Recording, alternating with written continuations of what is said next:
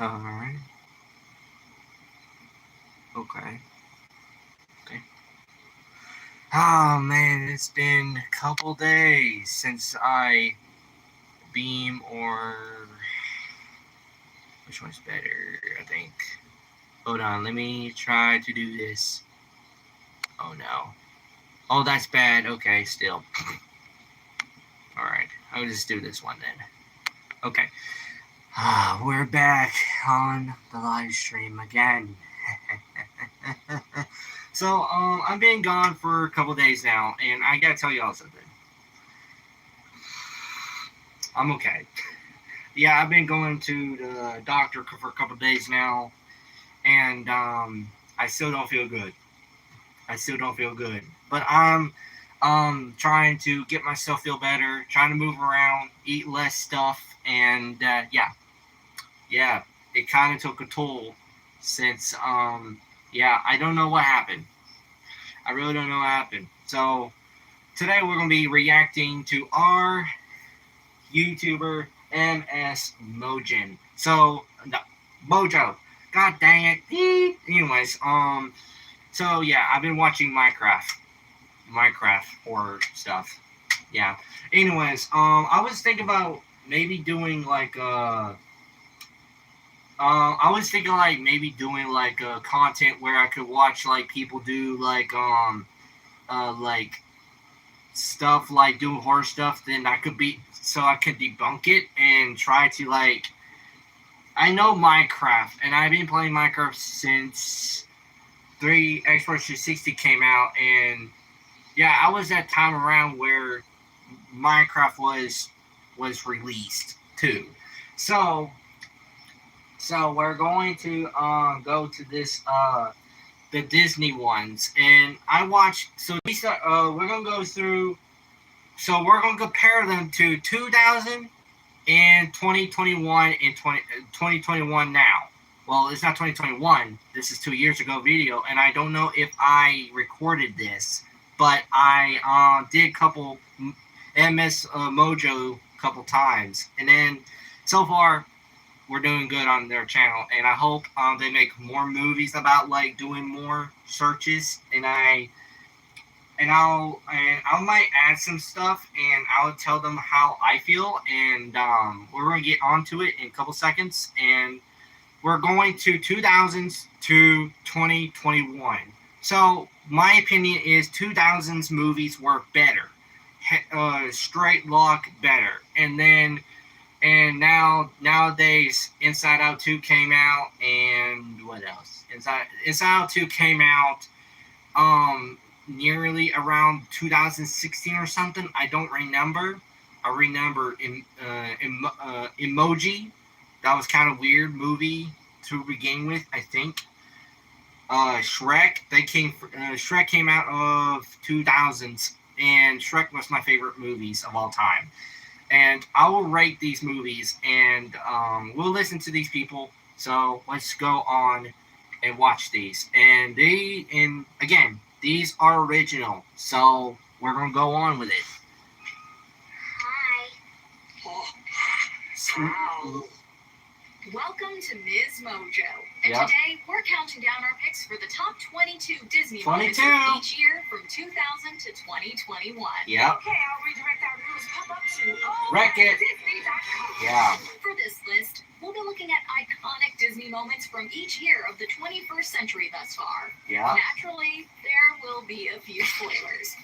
What's Yeah, your favorite I don't really Disney care. moment of the past I 22 just years? talk about Let these. us know in the comments. Okay. 2000, becoming a llama. All right. The Emperor's New Groove. Your Highness. So here's the thing. This is 2000s, and this movie is so short. It just goes on like maybe an hour, and then damn, it's not long, but it was amazing. Disney of perfection. I love watching this over and over again. So The Emperor's New Groove came out in 2000s, and again, I think I see some Netflix did some like return this and Kronk returning, and I haven't seen that since. Maybe it was around in 2000, like in 2019 or in the middle of 2019 through 2010. I don't know. I don't know, but the thing is about my this is my favorite. So yeah, the characters are so amazing. My spinach puffs. My Spanish. As Disney's 90s renaissance wrapped up, the animation studio entered a new age of experimentation. Yeah. While the results were hit and miss, it paved the way for one of Disney's best comedies to date. Kuzco's transformation into a llama brilliantly balances fast-paced slapstick with the awkward tension you'd find in a dark comedy. Okay, what were we saying? Yeah, so this is supposed to be comedy, and even though it was like, this emperor was like is so mean. He's like so mean, and compared to the other, so he wasn't really a villain, but to be fair, this lady, I forgot her name, she was like trying to help, but then this emperor kind of kicked her out for no reason, and she's been doing this for I don't know. So yeah, I loved it. So this is this 2000s movie supposed to be comedy, and this is so The Emperor's New Groove was my favorite movie, and if y'all go check my other video, I made there's a voices that I did, and I was like, okay, I should do that because it was funny. So Making us help to your long and healthy room. Right. So, what are you going to do? The scene is I love packed with so many memorable lines and reactions that it's easy to miss the subtle touches. yeah. For example, ever notice that the cactus Yzma pours her drink into also undergoes a llama transformation? Oh yeah, I didn't see that. That's gonna be tough. I love this movie. King. Between Kuzco's shallow obliviousness, prompt Yeah, stupidity, oblivious. and Yzma hiding her frustration behind a smile, it's some of the Mouse House's funniest There's a character llama. animation ever. Now, So here's the thing. So there was just supposed to be a thing where this I forgot her I forgot her name. She spilled a drink on the cactus, and the cactus turned into a llama. And I think that was an Easter egg for this one. And for the most, so I didn't see that. Why did I not see that? I was focusing on the character because the character was so amazing. I pay attention to that. I never pay attention to the Easter eggs. So we might need to listen to this because I don't even know. So only get a spinach puff kiosk at Disneyland. What? A llama? He's supposed to be dead! 2001. Goodbye, Boo. Monsters Inc. oh yeah. 2001 was full of scary sights. Yeah. Including Mia Thermopolis' appearance before her makeover in The Princess Diaries. Where is the beautiful girl? And my granddaughter, Amelia. We also needed a makeover after Monsters Inc. made So, us ugly cry with the Here is I realized in back in the old days. So this Monsters Incorporated was my my least favorite. Here's the Easter egg. I will tell you this. In Monsters Incorporated in 2001, you can see Jesse and Finding Nemo, what he's holding, where Boo just gives all her toys to him, and this is a wholesome thing they ever done. This might be the best 2021 movie of all time. And again, in this era, the graphics were good, and the Emperor's Cusco was like almost a 90s theme. But again, this was amazing sight to see, but here's the thing: at the end of this, I know I'm spoiling y'all, but the thing is, these are good movies, and once you watch it, there's some wholesome stuff, and sometimes there's going to be something funny or something added to there, something deleted scenes, how they write some paper sketches, like how they look like, how they move, and all that. So the Monsters Incorporated was the best movies of all time. But the weirdest thing is they didn't add the other one where why was this this purple monster that wants to. He hates him, Sally. Sally. I know this that. It's been so long. This is 2001, and oh my goodness, I might need to go watch these again. So again, there's an Easter egg in here. There's Boo gives So yeah. Fearful farewell. Forced to part ways, Sully tucks in Boo for seemingly the last time. Although Sully understands the gravity of this moment, Boo isn't old enough to fully comprehend what's going on. Kitty. Oh, Kitty has to go. wholesome moment. See, this is what I like is wholesome moments right there. And even though Boo was just a child that's just like accidentally gone into the monster's world on accident, but Boo follows Sully because maybe she felt something about him. Maybe there's a good heart inside of him that was good in him, and then so sometimes there's something that is good on the inside. This is like the best movie of 2021. So Monsters Inc. I'll give it a 10 out of 10 because they did graphics good, the wholesome ending and all that. Spoilers. I'm sorry for spoiling y'all, but yeah, I just have to tell y'all because I love these movies. Telling her goodbye. Too devastated to even appreciate the Toy Story and Nemo Easter eggs as Sully gives Boo a big hug Easter and eggs. reluctantly shuts the door. Yeah. It isn't until Boo opens the door that she begins to realize Kitty might not be coming back. So in this scene, if y'all don't know, these monster soldiers, hazmat suits, they destroyed the door, so she doesn't get out of the world, like into the world again.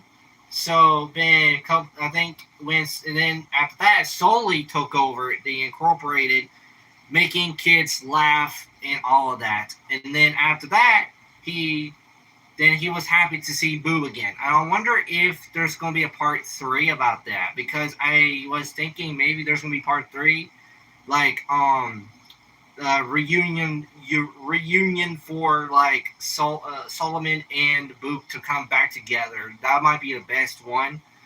If they don't, I was like, okay, maybe it's gonna be part 3 because why not? Thankfully, the door isn't closed for good, and Yep, the two are they fixed eventually reunited in an equally emotional ending. Yep. Kitty. Aww.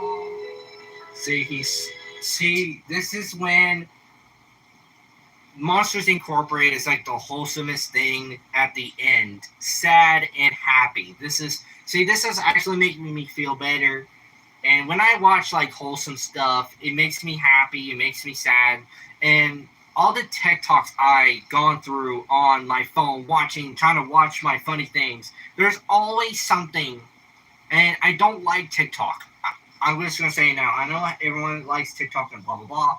But the thing is about TikTok, it shows heartbreaking things, and I don't like that type of stuff. And if that happened, like, again, I've been heartbroken before. So that's why I've been all alone in this room doing my own thing. So now we're going to go to another movie that came out after that, bam.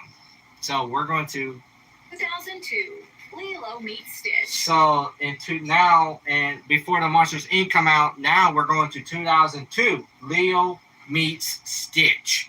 Leo Meets Stitch. By Leo and Stitch. Yep. Lilo and Stitch. Continuing Disney Animation's experimental age, Lilo and Stitch took a chance on a modern buddy comedy about a girl and her dog, who's actually an alien. At a Hawaiian animal shelter, Experiment 626 adopts a canine appearance, although he looks more like a blue koala. Oh, yes. Yeah, kinda. Except that one. What is that thing? A dog, I think. But it was dead this morning. It was dead this morning? When we thought it was dead, it was hit by a truck. I like him. So in the movie, if y'all don't know about Stitch, he was an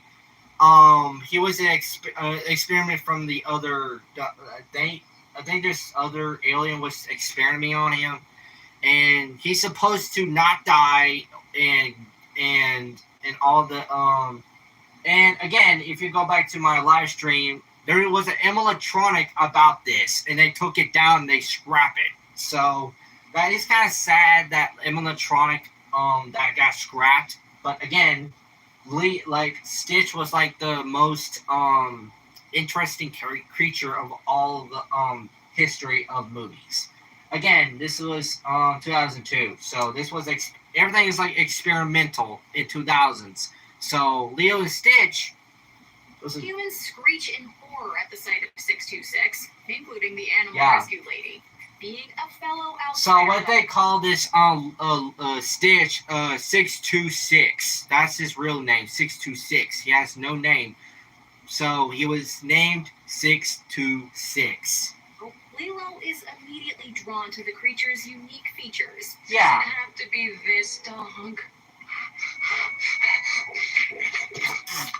Disgusting, Yes, but he's good. I can tell. Lilo names her new pet Stitch. It's a fitting name since the mischievous experiment helps to stitch the bond between Lilo and Big Sister. that is true. Naughty could See, so in the movie, they were fixing to break apart because of what been happening a couple days. Because Leo, for spoilers, again, Leo was like have no friends. She's like aggressive for sure, and then well, not aggressive, but again, they named Stitch because Stitch was like fixing the family together. So that's why she named him Stitch, because fix the family. So tell from the get-go that Stitch is going to be a handful. Yep. How can you say no to the enthusiastic look on Lilo's face? yep, 2003, Just Keep Swimming. Just Finding Keep- Nemo. In 2003, Lizzie McGuire had us singing What Dreams Are Made Of. 2003. While Freaky Friday had us rocking out to Take Me Away.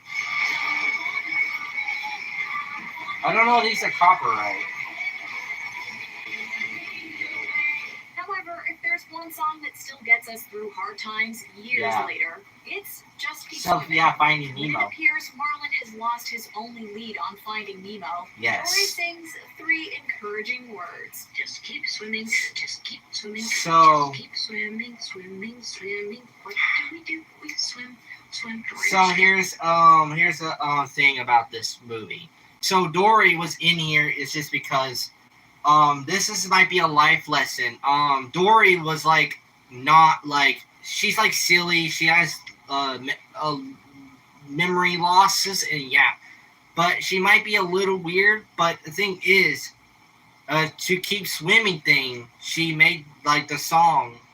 So I think what it means is keep going and don't give up. So this was a sign for the movie. It's like, hey, maybe we should make a movie and make a song about keep swimming, don't give up. So that might be this was a sign. So this is 2003. This is like old. This is an old movie. I love to swim. Although Marlin is more annoyed than inspired, Dory Yeah. gets him to venture into the dark abyss where they find 2 things. Dory's conscience and Marlin's bravery as they confront an anglerfish. Yep. Hey, at least it's not as scary as Barbossa's skeleton grew. We must start believing in ghost stories. Oh. You're in one. Although Dory's words initially seem like naive optimism, Just Keep Swimming has evolved into a motto for perseverance, providing Yeah. hope even during the fishiest situations. 2004, Dysfunctional Dinner. The Incredibles. So I want to tell you about this. The Mr. Incredibles. I actually have a Mr. Incredibles in my rack. No, over there. I actually have one over there. So Mr. Incredibles, the one was the original before the second one came in. So Mr. Incredibles 1 was the original, and before. Wait, I think I remember the other one. So that came out 2019, and this one came out 2004. So that's been years later. So Even if you took out the superhero angle, The Incredibles still would have worked as a hilarious family comedy. What are you hungry for? Tony Rydinger. Shut up. Oh yeah, I forgot. Shut up. You said Yeah, Violet was like the most so in this movie there is some comedy here and there, and the time where the heroes were not allowed to go out of the world because what happened. And the thing is, Violet has so in 2004 it was a lot better, and I heard a lot of people about Mr. Incredibles 2 was a little bad, but I liked the second one. No offense, but I watched the second one. It was a lot better and interesting. Do not shout at the table. Honey? Yes, listen here. The dinner scene is an especially relatable family feud, with siblings Yes. Violet and Dash at each other's throats, Mother Yeah. Helen trying to keep them apart, Father Yeah. Bob reluctantly intervening, and Jack gleefully watching the chaos unfold. I need you to intervene. You want me to intervene? So this is a relatable thing. That's where things chaotic and more. So this was like a chaotic thing, and this is actually a relatable thing. But I don't do chaotic things anymore. I'm not, because I can't have sweets. I still can have sweets. I can have sweets, but I only can have like a tiny Mr. Beast chocolate. If I eat the whole thing, dead. That's why. So yeah. But so this is relatable, Mr. Incredibles. Yeah, there is comedy in here, but the thing is, there's relatable things about family. So it's not the first. So I've seen this before. The dialogue is every bit as clever as the slapstick, hence why Brad Bird scored an original screenplay Oscar nomination to go with his Best Animated Feature win. That said, the superpowers do add another layer of humor. Yeah. Between Dash's speed, Violet's force fields, Helen's flexibility, Yep. and Bob's strength, we imagine most family dinners would be like this if everyone was super. We also suspect that there'd be more cape casualties. Yeah. 2005, Final Battle. The Oh. Chronicles of Narnia, The Lion, the Witch, and the Wardrobe. Oh yeah. My mom loves this movie. My mom loved this movie about this lion thing. And I don't. While This is not the only. first crack at C.S. Lewis's classic fantasy novel, previous adaptations all left something to be desired, especially when it came to the action. Disney's version finally delivered on the epic scope we imagined while reading the book. Okay. Okay. Here is my opinion about this one. This movie was so old, and it was made by an old cartoon. But the thing is, my mom loves this movie, and I can't stop. Like, I can't put my finger on it. But the thing is, I don't like this movie. My opinion. It's just because it doesn't inspire me. It doesn't it's not strong enough. It has to be super strong for me to watch it. So that's my opinion. So Final Battle crawling with diverse fantasy characters. yep. All different stuff.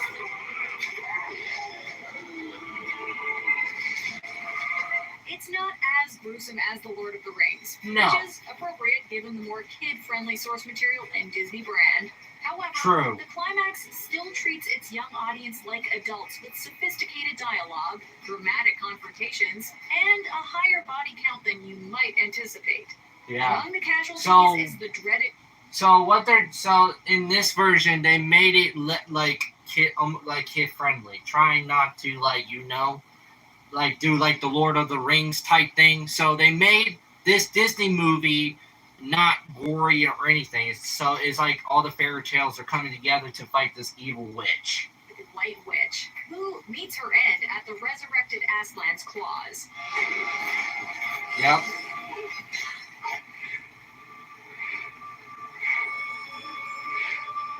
This is when she knows. It's She. definitely one of the most PG-13 moments we've seen Oh, yeah. in a PG Disney movie. 2000 No! This crayon. Hold on. From Toy Story. Hold on a second. Hold on, my God.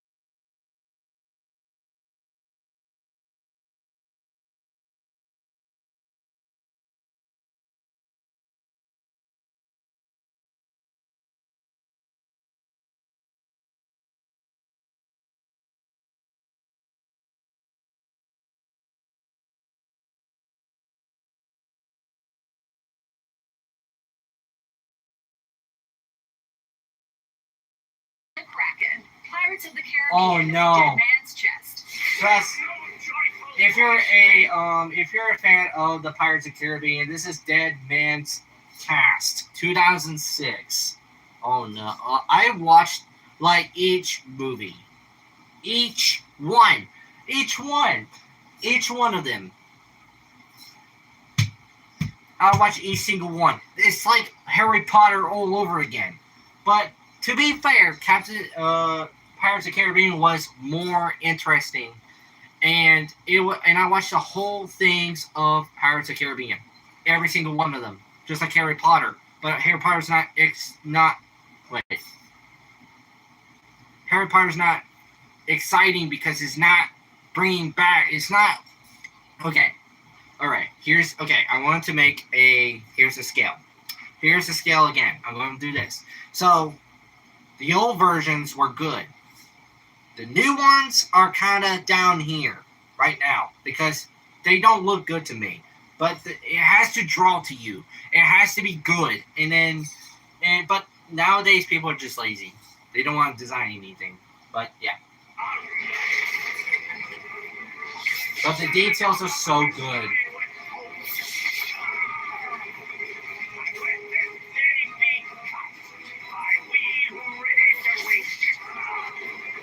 I love this.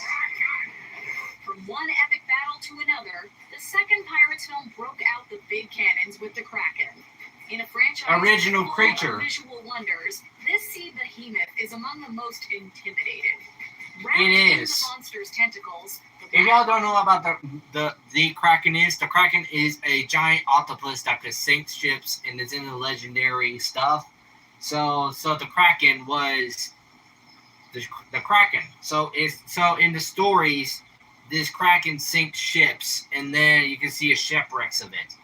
And it's supposed to be a legend. has rarely been in more jeopardy. Director Gore Verbinski occupies every shot with swashbuckling action and innovative effects. But there is also room for strong character moments involving cowardice, redemption, and betrayal. Captain Jack Sparrow. Captain Jack Sparrow is one of those. Captain Jack Sparrow even channels Han Solo in two instances. First, he returns for a last-minute rescue after consulting his moral compass.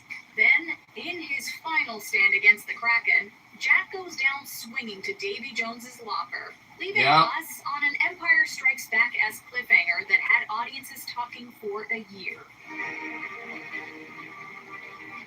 Throw it. So,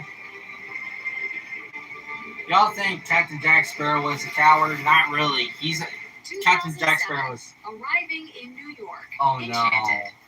no. In 2007, several Disney characters thrived in unlikely environments. Yes. Remy Sure. proved that a rat can not only cook, but Yeah. show off mad puppeteering skills in the process.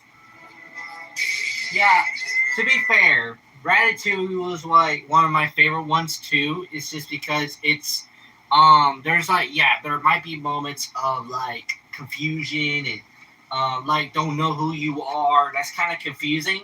But once you like get to the bottom of this Ratatouille movie, it's actually good. There is some fun. Yep. A rat in Paris is one thing, but an animated princess in a live-action world brought new dimensions to the fish out of water formula.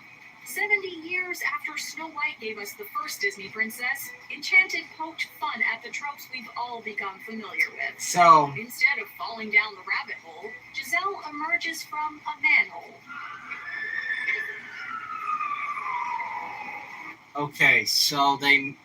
I never watched this before. They made a movie about cartoon going. So they made a cartoon of going to the cartoon in reality. So it kind of confirms about realms. There's like cartoon realm and other different realms. I want to say that because again, there is some realms are different, and I was like thinking maybe there's.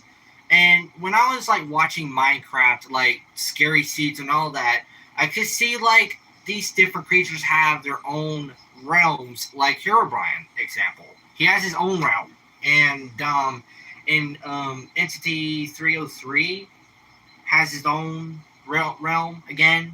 I want to say that. So this movie is like going to cartoon world to reality.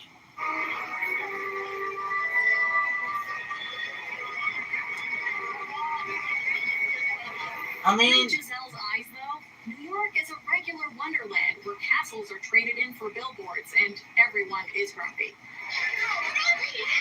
so to me it sounds like when I watch this kind of stuff, when I watch with my parents and all that, it makes me like it wants me like I like this princess was so nice, and back then, wars. Again, in the realities are different. Again, princess was in cartoon world, and in the reality is so different. So she has to learn how to get used to of the reality. So it's like a reality thing. Jeez, lady, are you for real? I think so. So Giselle is out of her element, but Amy Adams is immediately convincing as a cartoon brought to life. yep, 2008, cartoon to life. Dancing while defying Oh, gravity. man. Wall-E. Silent film. Okay, so 2008, Dancing Wally, Defying Gravity, Wally. Wally's actually one of my favorites. I actually have it. It is in. So Wally was the best movie of 2008, and I watched it a couple times, and it's all about like these two robots fell in love, even though they were different. One Wally was a working robot.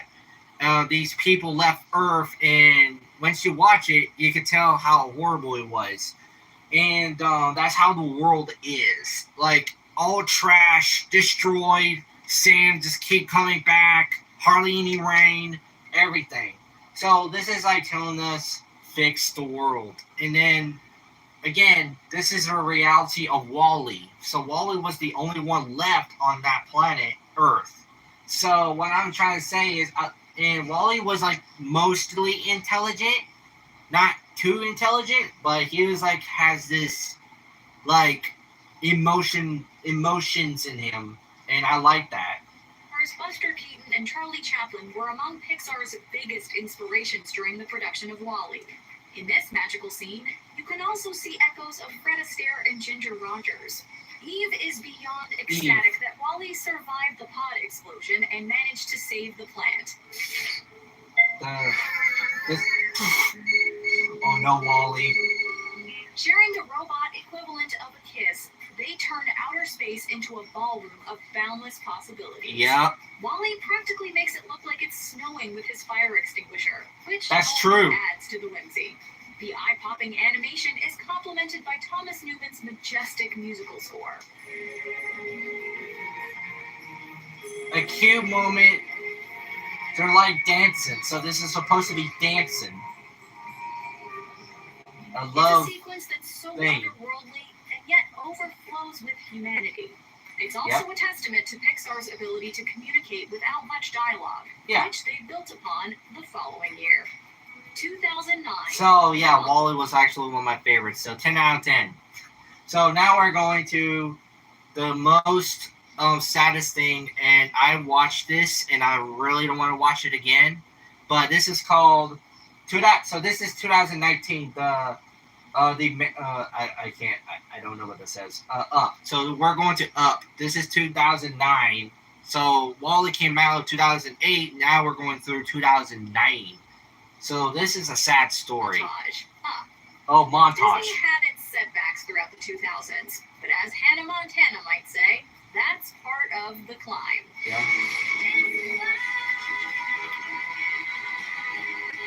They ended the decade on top with two unconventional romances.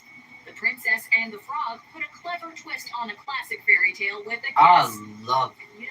I love The Princess and the Frog. It's so classic and amazing. Pixar So, Up. delivered one of the most compelling love stories we've ever seen. Yeah. And in record time. Old cartoon theme. There was no talking, just like a old music theme. turtle. In It joined. barely 4 minutes, they convey Carl and Ellie's life together, Yep. solely relying on visuals and Michael Giacchino's heartstring-pulling music. Yep. Just as life is full of ups and downs, you'll be smiling one second and shedding a tear the next. Yep. This is when things got different.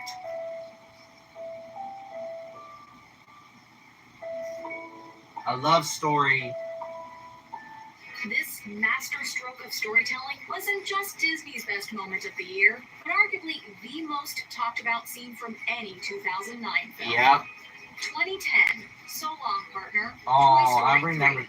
2003. Disney saw the light as the I mean, new 2010. decade dawned, kicking their modern animation renaissance into full swing with Tangled. Oh man, I miss this. Some reason I love like princesses and something like that. Some reasons I love some princesses that sing and like man and girl sings together. It sings this so peaceful song. It's like you want to sing it and hum it. So I don't know if I could sing. Please let me sing, but I'm not gonna sing because copyright strikes. I'm not gonna get that. So yeah, I love Tangled. To be fair, I never told mom this, but I pretended to not like Tangled, but I like Tangled because the song, the comedy, the confusions, and all that. So I love this.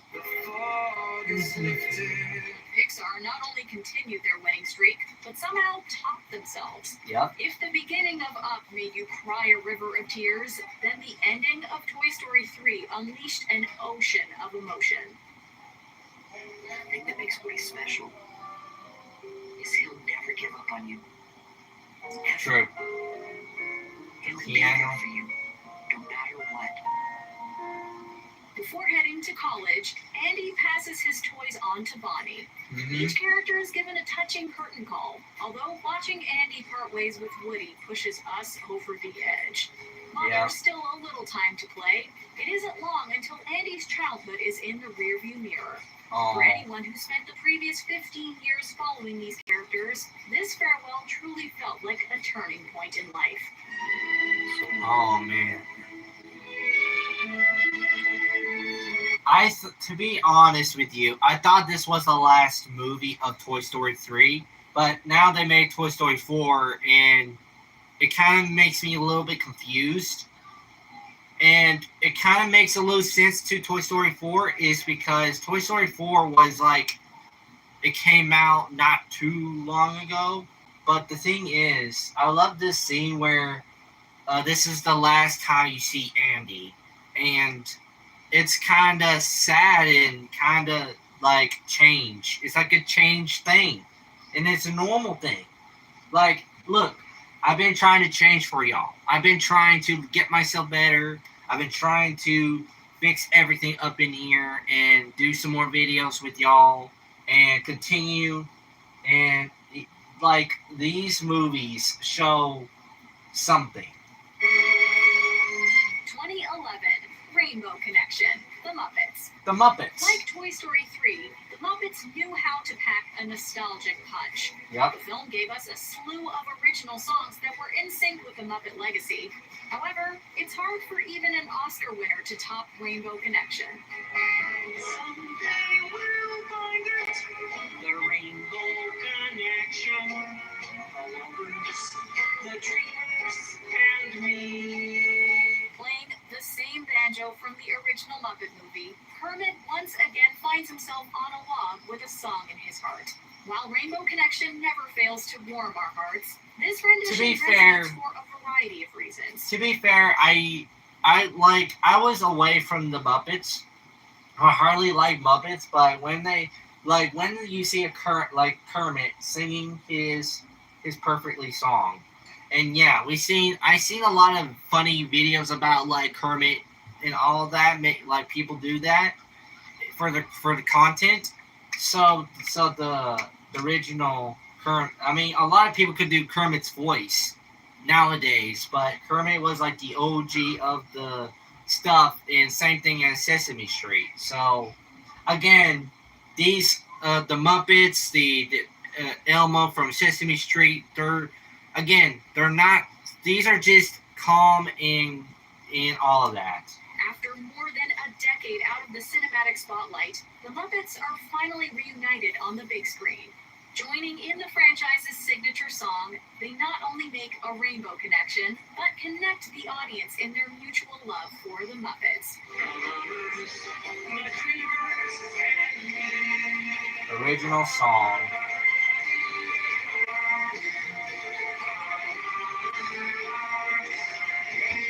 That's cool. 2012, Meg and George reunite. Paperman.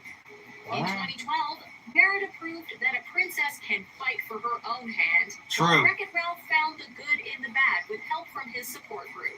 Yep. I'm bad, and that's good. I will never be good, and if that's not bad, there's no high quality in me. So yeah. However, the year's best Disney moment wasn't from a feature, but a theatrical short film. Paperman drew us in with its black and white computer cell animation. By the conclusion, though, we were less engrossed by the film's style and more by the romance. George and Meg are so close to each other, and yet constantly out of reach. After several failed attempts, George is ready to give up on bringing color into his life. Thankfully, with the help of several paper airplanes, one marked with a lipstick kiss, George and Meg find their way back to each other. I didn't know this one exists.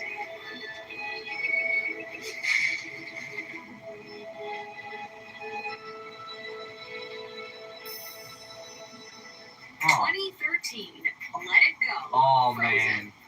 A year after Paperman won Disney's first animated short Oscar in over 40 years, Frozen reclaimed Disney Animation's stronghold on So Best yeah, Original so Song. the paper man won this, but now this.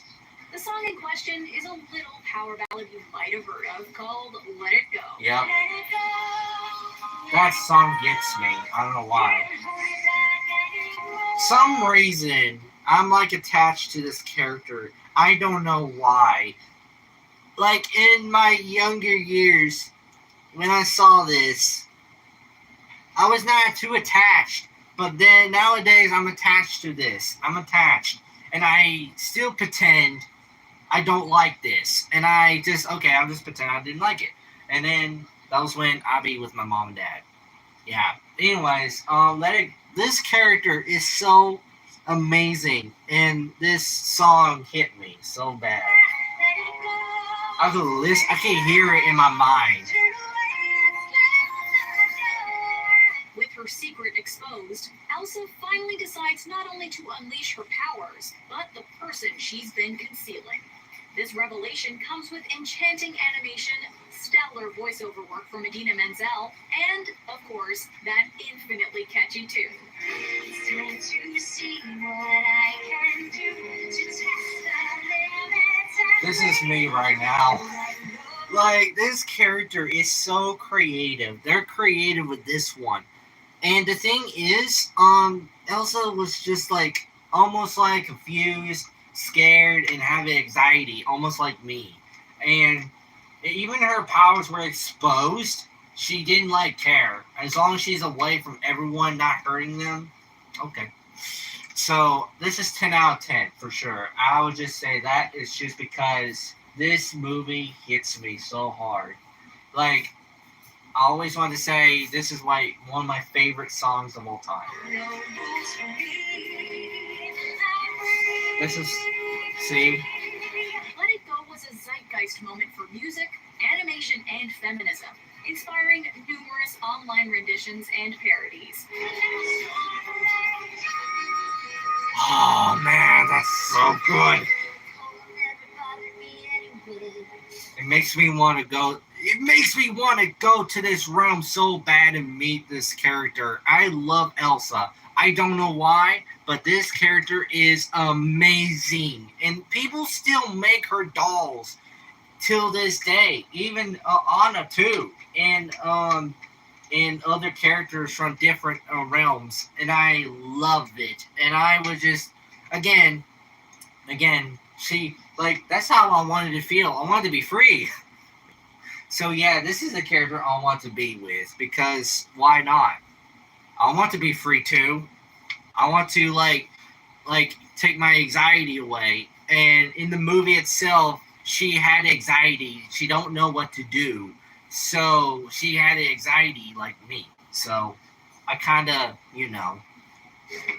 the shutting door, I love it. 2014, enter Baymax, Big Hero 6. Disney continued to embrace their fairy tale roots in 2014, Yup. bringing Maleficent's curse into the Oh my goodness, yes. In the first version, that was the 90s Maleficent. So this is a new version, and now they made another part of it not too long ago either. And I watched these two Maleficent movies, and they were good. And to be fair, I like her too. Don't ask. I like Maleficent. I like the human version because I like her. I like her a lot. To be fair, sometimes I feel like this is when I look in the mirror of myself. Am I like something different? Am I something that I should be? But then I just realized I'm going to keep going and keep going. Be healthy. So that's what I'm trying to do. action realm and unearthing the agony in being a charming prince.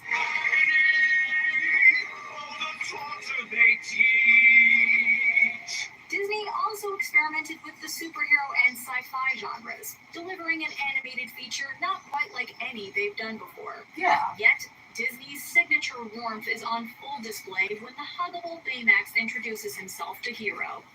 Hello, I am Baymax, your personal healthcare companion. Tadashi's healthcare robot instantly wins the audience over with his marshmallow appearance and comforting voice that can make even the most straightforward line sound funny. Although his design is simple and his facial expressions are limited, Baymax gets across more personality in one scene than some characters do in an entire runtime. It's the first. So this brings back the Wally theme. This is actually bring the Wally theme has like Max has his emotions, but his face is limited like the others. But again, this is like almost a version of Wally. So they're trying to bring back like the friendly robots. That's what they're trying to do. Max's many. This is 2014 though. You have been a good boy. Have a lollipop. Nice. I cannot deactivate until you say you are satisfied with your care. Well, then I'm satisfied with It's my supposed to be comforting, helping. 20 aluminum free. God dang it! Hold on a second. I had to pass this for 25 minutes seconds.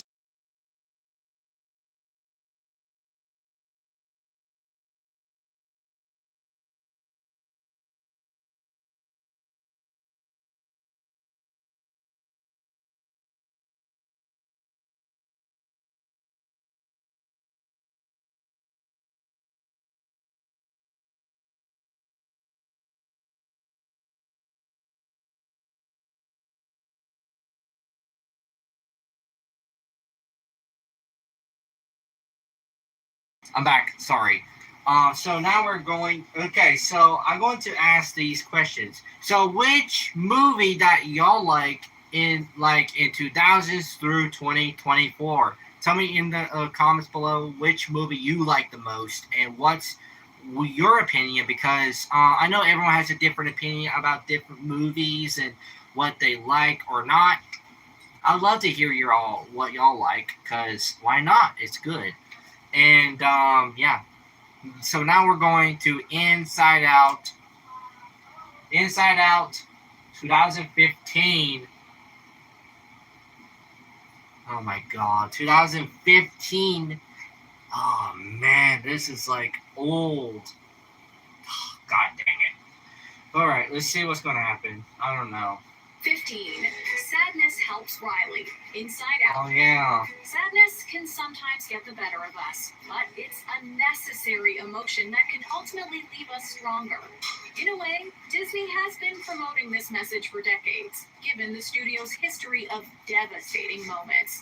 True. However, Inside Out took a literal approach, personifying sadness and Riley's other emotions. Sadness, it's up to you. Me? Sadness! So in the first, so they've been trying to like communicate with the world, so the Inside Out was like trying to show people what their emotions are. You can mix them in like sad and happy makes sadness, like crying sadness. What, I don't know what that means, but Inside Out in 2015, now in Inside Out 2 came out on to 2024 now, or 2023. I don't know. No, wait. So Inside Out 2 came out in 2024, right? I think. This is 2015, so this is a couple years later. So this was kind of a huge success. Enjoy. Yes, you can. Riley needs you. After spending most of the movie sidelining sadness, Joy realizes that Riley won't be happy until she has a good cry. Returning home, Riley lets her parents know what she's been hiding inside. You need me to be happy. But I'm really old and really huggy team. This is sad. Finding comfort in her parents' arms, we see how joy and sadness are closer than one might assume, helping to make us more emotionally rounded. Sorry if this scene has left you drowning in tears. To lift your spirits, here's Cinderella's dress transformation. So this is a human version, not the original version. This one does not. 2016, How Far I'll Go. Oh, yeah. Moana.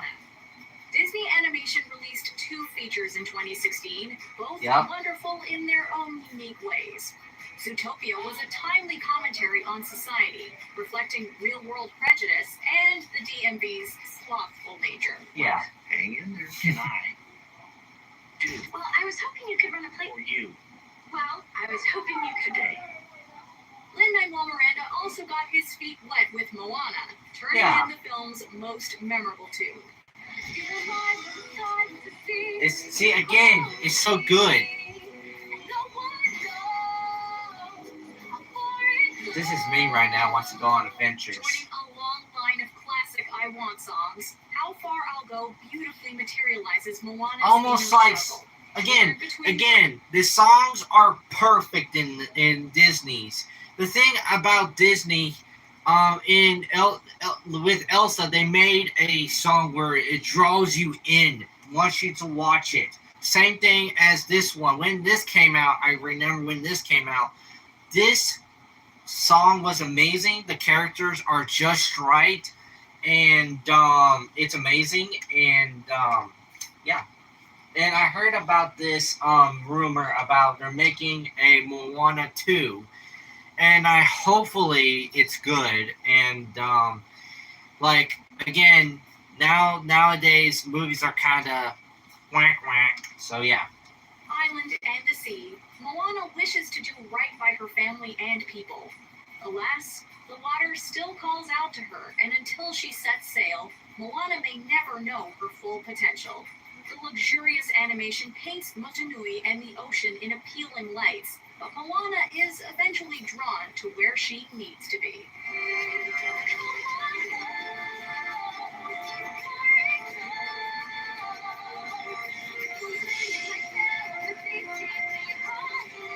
It's amazing. Some reason these songs make me so confident to make me do something for some reason. I don't know. It's something about these songs that lures you in and watch it over and over again. Again, I do watch some things repeat. Like I'll go watch the Boys Channel, watch their hot sauces. I will repeat that because it draws you in. It's like a repeat. I repeated it, but then now this one is like, so the song lures you in once you watch it. And if you want to watch it again and again and again, you start to like, it's kind of boring now. But once you go back, you say, "Oh my God, this was amazing." So this has funny moment. 2017, Remember Me, Yeah. Coco.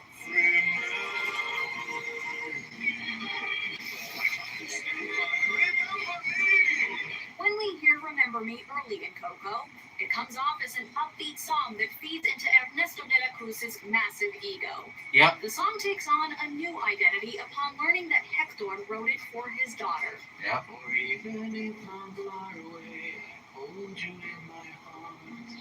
I sing a secret song to you each night we are apart.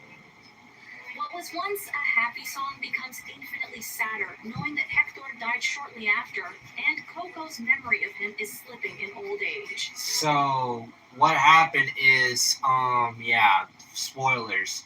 So his friend that took his place and took the Remember Me away, and AKA, and yeah, he died shortly because of his friend betrayed him, and it became more clear he was the real villain. So, well, that'll be the one that was in a hat. I kind of stupidly, the bell fell on him. Yeah. So this is supposed to like remember people. It's like bring your memories back. As Hector Thing. risks being completely forgotten, a teary-eyed Miguel tries to trigger his great-grandmother's fading memory with the familiar song. Yeah. The initially unresponsive Coco gradually begins to light up, turning the solo into a moving duet.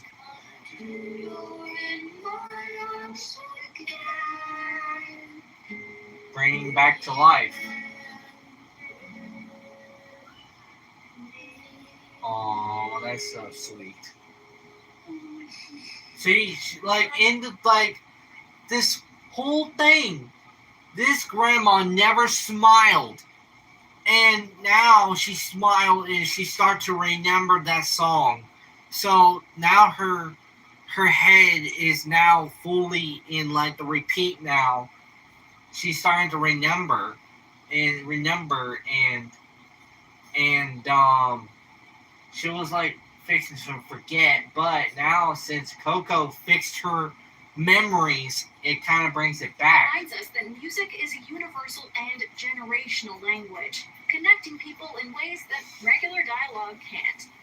2018, Oh My Disney, Ralph Breaks the Internet.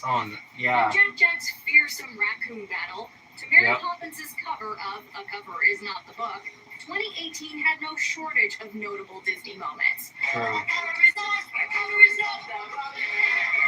However, no moment packed in more Disney than Vanellope's trip to... Yeah, so they made a thing where they could bring all the characters back to life from each Disney, like Star Wars, princesses, and I see there's like 1, 2, 3, 4, 5, 6, 7, 8, 9, 10, 11, 12.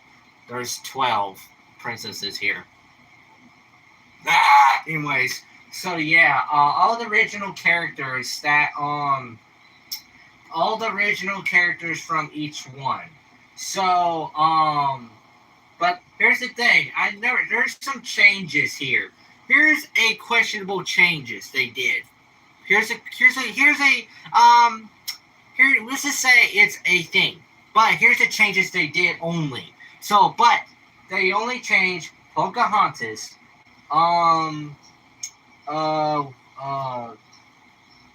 the princess with the glass shoe, Tangled a little bit. I think those are the only characters that changed a little bit. They look too different. They're kind of little go to the old Pocahontas. That's what she looks like, and it's kind of weird to see characters from the old age. They came after, and then they came back, and then move on. She was almost like a cartoon too.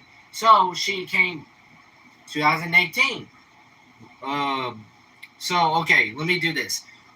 Move on. Move on came through 2018 now. Um, Pokemon just came to 2018. Princess in the Glass Shoe, 2018 again. Again, some of these are old. There are some old characters from the 90s. Again, this is when, okay, 90s. Which ones? 90s, 90s, 90s, 90s, 90s, I think. Um, 2016, 2016, so yeah, it's a coincidence they want to bring the OG characters back and remodel them a little bit and do whatever they can. Ralph breaks the internet, so that's kind of smart. It's smart. Website. Come on, Princess is a cartoon character. And they bring back Eeyore from Winnie the Pooh. Here's the thing, because when back in the 90s, Winnie the Pooh was a thing. So Winnie the Pooh was but then they made a movie of a horror movie, and I don't like it because Winnie the Pooh, and I bet everyone heard about this. And if you go back in time and you say, if you go on the internet and Google, you see if you see Winnie the Pooh movies, you say, oh my God, they exist? Well, Winnie the Pooh does exist. And they add Eeyore back. And here's the thing. If they added Eeyore, there must be other characters. Other Winnie the Pooh characters. I was like, maybe they bring them back. Can they like bring this character back? Like, but I know they bring back like this a grown person from oh my God, I remember this one thing. What is this person? I forgot the name.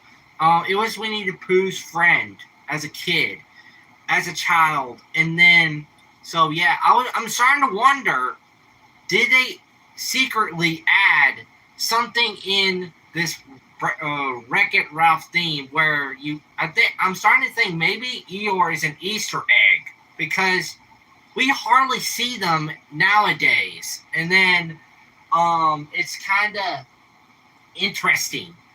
It's interesting, but the texture is different. Go on Google and search up Eeyore from Winnie the Pooh. So Eeyore's like a different character, but I love it. That's like convenience. Loaded with references to Disney, Yep. Pixar, Marvel, Star Wars, and everything else the company owns, this sequence was the ultimate Easter egg hunt. It also paved the way. So this was like an Easter thing in this movie in 2018. You can see all the princesses from like each age, and then from the old age, and then it goes to new ones. So they're trying to reference to each movie from Disney, like Pirates of the Caribbean, Star Wars, Toy Story, and Winnie the Pooh, and all of those characters. So it's kind of interesting to see them back to like in one realm, and then have their own realms, have their own. It's kind of interesting. Variety of ingenious scenarios, namely Vanellope meeting her fellow Disney princesses. Do people assume all your problems got solved because a big strong man showed up? Yes, what is up with that? She is a princess. We've seen Disney make fun of itself, but to portray some of their most beloved characters in a satirical light made for an unforgettable. It's like they put all these together and then make a community, like almost a community for princesses, and then all like again, some of these are from the like some came out in the 90s, like Move On and the Glass Shoe Princess. There's some. Anyways, so I kind of like this is like an Easter egg in this movie in the Ralph Breaks the Internet, because I was like, hey, maybe they add more characters to the background, like walking or something. But too At bad. the same time, the princesses push back against some criticisms that aren't entirely fair. They don't solely rely on men. Yeah, 2019, sure. Show yourself. Frozen 2. 2019 saw several characters find where they belong. Woody got lost with Bo Peep and yet another tear-jerking goodbye. So here's another thing about this. Little Bo Peep was like a different. So if you go back to Toy Story 1, she was not like this. She was like pink and had this beautiful personality, but her personality changed. And her lambs are like different, and her dress is so different, her expression. So here's the thing. If they're going to change it, they should have left it the same character. That's the thing. This ruins like almost like Toy Story community. Again, they did make a wholesome moment, so. Meanwhile, Elsa reunited with a voice from her past, uncovering what she's been looking for. Yep. Oh my god, I can't stop. It's so perfect. Top Let It Go. Show Yourself was still a show-stopping successor. Yes. The visuals perfectly suit. I love, like, this song. This Frozen 2. I could replay it in my head. I would, like, watch it over and over and over again. This is like a non-stop movie, and I would love to watch it over and over again. And this was the perfect thing, and I would watch it. And then it's a repeat thing. Again, it's a repeat thing. Anyways, it's a repeat. Sense of mystery and discovery, drawing the audience in further with each note. Yes. What makes the sequence especially remarkable is that it came so late in the production process. For the longest time, the filmmakers weren't sure who the voice should be until they settled on Queen Iduna, which heavily influenced the song. That's all though.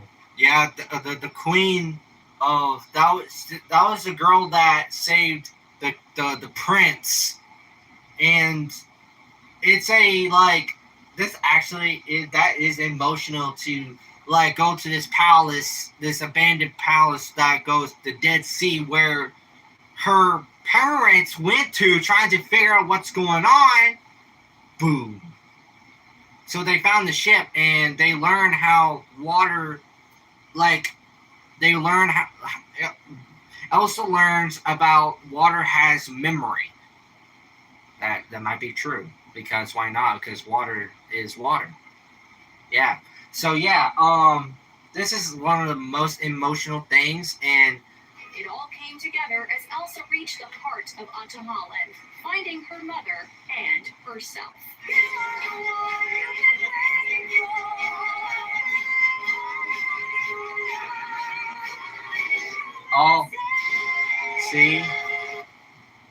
See, if you see the background, there's like memories in the background, and I wonder if they added a memory from the previous one from 2016, I think, from Frozen 1, and then they add like they add everything. It's amazing, like memories come back. 2020, Finding Your Spark, Soul. 2020 will go down as an infamous year, but that doesn't mean it wasn't without satisfying moments.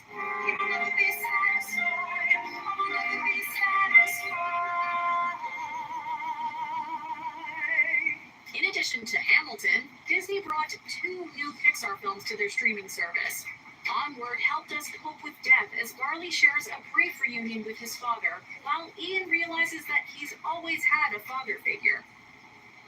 He also said he's very proud of the person you grew up to be.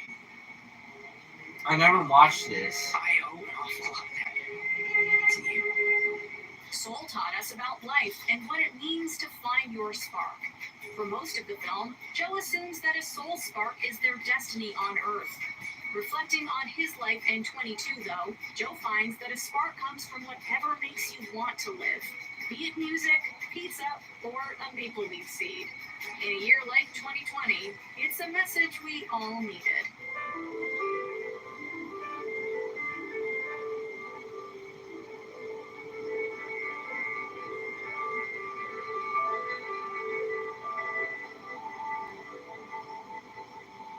Before we continue, be sure to Smart. So that's pretty cool. So that's pretty cool. But the thing is about some of these movies have like different stuff. So it's cool. I love like some of these movies have like different personalities, realms, and all of that. And I'm like wondering about some of these. There are some interesting things. I'm thinking maybe there's a seat like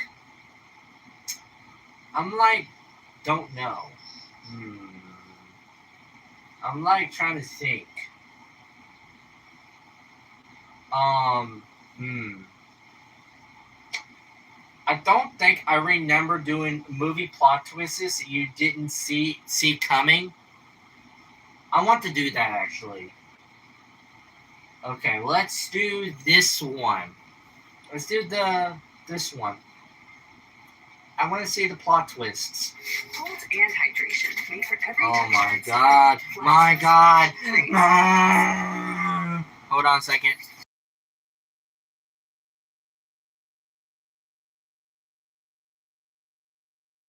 Doing good. House of Mouse knows how to throw us curveballs. Welcome to Msmojo, and today we're counting down our picks for the top 20 Disney movie plot twists you didn't see coming. You'll say anything to make you doubt yourself. For this list, we're looking at the most surprising plot twists to have occurred in our favorite Disney films. Let's see. Number 20, Maleficent's transformation. 1959 original.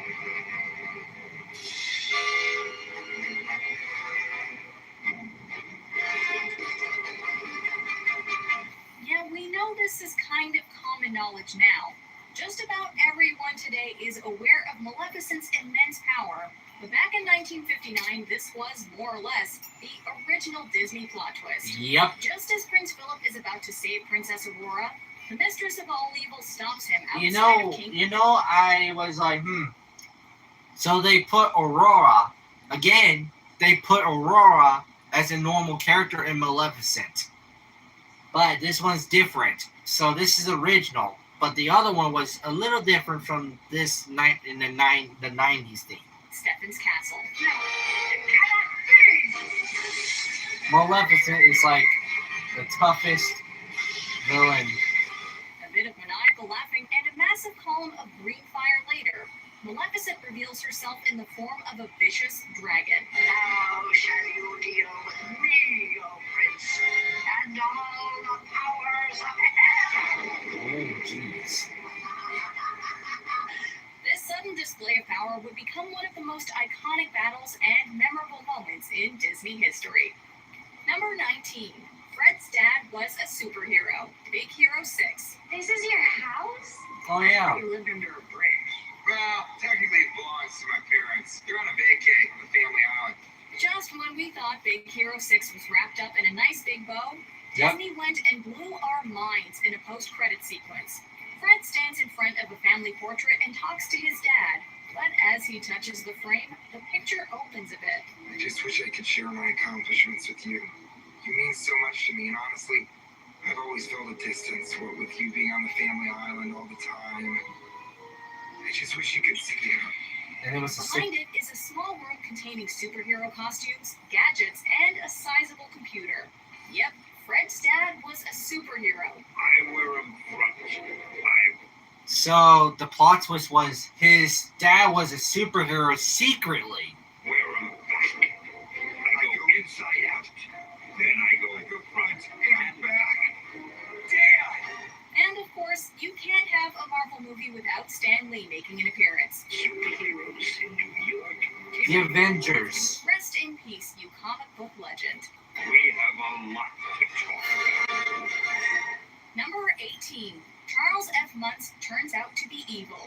Up. You humiliated once found to return to Paradise Falls and promises to capture the beast alive. They say you should never meet your heroes. And we experienced that lesson firsthand in Up when Carl and Russell have dinner with Charles F. Muntz. Charles tells the two he's been looking for a rare bird that just so happens to fit Kevin's description. Leave it to Russell's naivete to let the cat out of the bag, or the bird. And as soon as he does, the whole tone changes. We shall find that this mountain is a very dangerous place.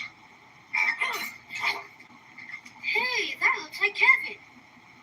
Uh-oh. Kevin, Charles shows the pair the caps of various explorers he's met and subtly threatens their lives. an old man taking his house to Paradise Falls. So, in the plot twist, this guy met other explorers and then he did the same thing. He's doing it again. He's been looking for this bird for so long. He kind of got corrupted by finding it. And he got so corrupted by people's laughing and all that. Yeah, that's when things got worse in this one. That's where he met the other explorers, but yep, he took them out. So, yeah. Now he's next. It's amazing how far an old man is willing to go just to take credit for discovering a bird.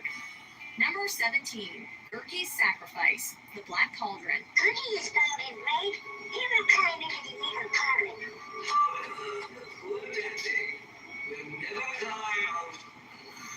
Yikes!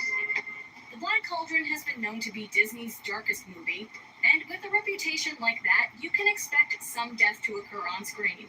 Although we certainly weren't expecting any of it to involve the movie's comic relief character Gergie. After Gergie unties Terran, Elanwi, and Fluter Flan, Terran attempts to throw himself into the cauldron. However, Gergie stops him and cites that Terran has friends, whereas Gergie has none. No, Goo cannot let his friend die. Karen has many friends. Cookie has no friends. The mischievous but lovable creature proceeds to throw himself into the cauldron instead, causing the Horned King's army to collapse. This was too heart-wrenching to handle. Oh, We're man. glad we got him. A real hero fell. That's a true hero back right there. before the movie was over. And he's alive. How? Touch me. Number 16. The bowler hat guy is Goob. Meet the Robinsons. Oh, Meet yeah. the Robinsons I figured, were yeah. quite a few things out of left field. And one of the film's most surprising twists was the identity of bowler hat guy. Yep, Throughout the film, we see this identity. guy follow Lewis, and he's only ever referred to by his generically descriptive name. There is no bowler hat guy, there is no time machine, and you're not from the future. When he finally captures Lewis, bowler hat guy reveals himself as Lewis's former roommate from the orphanage, Goob. My old room. I think you mean our old room. What? Yes, it is I, Mike Jacobian. So the plot twist was the plot twist and spoilers. So this Goob was so tired. He couldn't play and he got beaten up and things got worse. And then after that, no one wanted him, and now this building started to collapse, and this building was starting to decay in his room, and he was growing inside of it with no one in it. So This was something no one could have guessed given bowler hat guy's lanky stature and twisted mustache. It doesn't exactly say former Little League baseball player, you know. It wasn't my fault. It was yours. If you hadn't kept me up all night working on your stupid project. see, that's when things get worse. If you think about this person, you're next to them. Why you just go to the next room and say, "Oh my God, I'll just go work on this on the other room"? It doesn't make no sense. So this other kid he was friends with, but Goob finally kind of snapped in his past. He wouldn't let go, so his past was stuck. So he needed like some way to get him get it back or something. I don't know. What's the catch? We're just glad there was a happy ending for him. Yep. Number 15. Mordu wasn't originally a bear. Brave. Last time I did this was for a prince. Mordu. I love this movie, by the way. He gave me this for a spell. A spell that would change his fate. I think y'all understand. So what happened is, if you go watch it again, what happened really is there's a one brother called Mordu. There's a lot of stories, and then this story goes on. But here's the catch. Mordu visit her like she did. So he kind of overdo the power, and then you'll see in a minute. While following a wisp to an eerie area of ruin, Merida falls into a hole and finds a hidden temple that recounts a story her mother used to tell her. But Yeah, the oldest prince wanted to the rule oldest. land for himself. He followed his own path. So what happened is, in this movie, Mordu took a bad path, and then he destroyed everything, and Mordu turned into a bear that just cannot be killed, cannot be he's like hold on. If you go to Mordu in this movie, you see how many scars he has, arrows, axes, everything. Everyone tried to destroy it, but they can't. They can't. As she observes more of the scene, noticing a cracked mantle and pile of skeletons, Meredith And here a comparison of her and the tapestry, the stone, the four brothers. Here, the four brothers. She did the same thing, and I just realized she did the same thing like Mordu did. Destroyed the tapestry of family, separating. It's just because there's too much chaos. It's like bringing chaos and consequences. So she's trying to stop it, and she finally knew it happened before. soon realizes that she has stepped foot inside of Mordu's lair and that he was the human prince in her mother's story. The prince became. Oh no. Look at him. He's beaten up in this. Look, his jaw is so What's even terrifying. more shocking is that not only is the notorious warrior still around, but he was also the same bear that attacked earlier in the movie. Yeah. Who would have thought that a mythical villain would still be around years later? Number 14. So I think what happened to Mordu is the power. I think what happened to Mordu is maybe there's a conflict with these three brothers and their father. Then something happened to Mordu, so he said, "You know what? I'm gonna do the same thing." So yeah, that kind of. So it's like plot twist after plot twist. It's kind of amazing. Now we're going to plot twist. Vanellope doesn't go back. Ralph breaks the internet. Vanellope 2018. doesn't go back. Ralph breaks the internet. Most movies like to end with everything going back to normal. Yeah. No matter where she goes or where she lives, she's always gonna be our friend. We just gotta trust her. However, Yep. Ralph Breaks the Internet is not like most movies, as its ending is more bittersweet than we anticipated. Yeah. Before you go, I wanted to give you this. I'm so sorry I broke it, Ralph. No, it's okay. Now we can both have a half. See? Smart. After stopping a dangerous virus from destroying the internet, Ralph and Vanellope say their goodbyes and apologize for their misdeeds before giving each other one last hug. I love you so much. Aww. I really miss you. I'm gonna miss you too, kid. I really am. Look at that. What a coincidence. Typically, this would be the part where someone changes their mind and chooses to go back to normal, but as Vanellope ascends the staircase to Slaughter Race, we realize this truly is farewell. The arcade won't be the same without you, kid.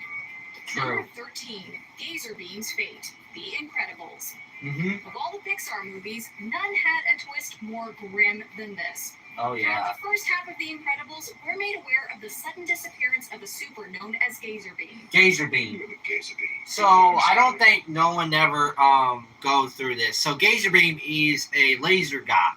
And the thing is, he went missing. So, did anyone did this theory? So, hold on, I'll tell y'all in a second about Gazer Beam. When's the last time you saw him? I don't see anyone from the old days, Bob. Just you. However, we don't discover his fate until after Mr. Incredible's first encounter with Syndrome. Yeah. He reveals himself to have been the hero's biggest fan, Buddy Pine. After all, The one that so Mr. Incredible finally realizes that was a fan that was trying to help him, but he didn't want a sidekick. And because Syndrome was good at like mechanical things. This proves he's good at mechanic things. my name is not Buddy. So he's still It appears angry. that Gazer Beam had died in the caves while trying to hide from Syndrome. But at least he managed to burn Kronos into the cave's walls and stalagmites prior to. We had a feeling Gazer Beam might have died, but we never anticipated to see his remains as they were in his final moments. Dang, The Incredibles is a little more disturbing than we remember. So I think here's a theory about Gazer Beam. I think everyone knows, but I'm gonna say this. So I think what happened is, I guess Gazer Beam was caught by Syndrome. So Syndrome was catching all these heroes one by one, and maybe using them as robotic things. FNAF related, confirm. Anyways, so Gazer Beam went missing, but we realized, I didn't realize this, but Gazer Beam must have escaped. But he didn't fully escape. He died in the cave. He was trying to hide from Syndrome. So he did his thing, and then he wrote his laser. He used his laser and just all that. So the theory is, he died. He was trying to escape, but he couldn't. So he did this thing where people know where it is. So now we know. So now we know where Syndrome went. The other heroes we don't know yet. Number 12, Stinky Pete was behind everything. Yeah. Toy Story 2. The museum's only interested in the collection if you're in it, honey. Without True. you, we go back here to Stonehenge. 1999. Lotso may have played the bad guy disguised as a friend card, but Yeah. the original was none other than Stinky Pete. Stinky Throughout Toy Pete. Story 2, Stinky Pete presents himself as an understanding and compassionate old-timer. He Yeah. isn't aggressive about his plans to go to Japan until Buzz and the gang arrive to retrieve Woody. Prospector, how about you? But so the thing is, the Prospector was not proud. He wasn't. But he doesn't want to leave. It's just because he wants to go to museum. That's his opinion. He just don't want to be left alone again. I love this movie. Toy Story is like one of my. You're out of your box. I tried reasoning with you, Woody. Not only does he lock Buzz and friends in the vents, but he reveals that he's been stirring some of the drama between Woody and Jessie. Stinky Pete quickly turned from a generous ally to a manipulative and devious toy. Yeah. Well, Stinky Pete, I think it's time you learned the truth. But again, there's some theories about him. He must have not, like, Stinky Pete was abandoned. No kid wanted him. Only Jessie and the horse and Woody. That's all. So they didn't like Stinky Pete. So Stinky Pete is kind of angry, and yeah, he's trying to manipulate Woody to go to Japan, so he could be seen again. So that's his true goal. But if he let them go, he might not did this. But he had to. He didn't want to be in the box again not see anything again. So Stinky Pete's like one of the like smart ones and kind of but yeah. Beginning of playtime. Right over there, guys. This was fear. And there's ads. Oh man. That's why I used Shut to up. like you I don't really care. Shut up. Now we're going to. Number 11. Mr. Waternoose and Randall are working together. Monsters Inc. Yep. Decades later, this Pixar moment still chills us to the bone. When Boo is revealed to Waternoose, Mike explains to the crab-legged executive about the child's presence and Randall's plans. How could this happen? How could this happen? So Randall and Waternoose was working together, but the thing is, Waternoose didn't want, but Waternoose did not want to get rid of Sally and him. But Sally was so Boo was scared because This company can afford any more bad publicity. The tone quickly shifts from mildly upsetting to unsettling as a large metal door descends and poor activates. thing. What follows is one of the most chilling and shocking dialogue exchanges in Disney history. Sarah, it's not the door. I know. Randall was working. Yep. It's yours. So they'll be stuck. Waternoose was working with Randall the entire time, and the reveal happened so fast that we barely had enough time to process it. Yep. All we could do was sit in despair and watch Sully try to reactivate the door. Of course, we couldn't forget about Roz's secret identity. Who could have guessed she was the head of the CDA the entire time? Of course, without your help, I never would have known that this went all the way up to water. You know what this reminds me of? The SAP facility. Like there's like Army and there's a person that Yes.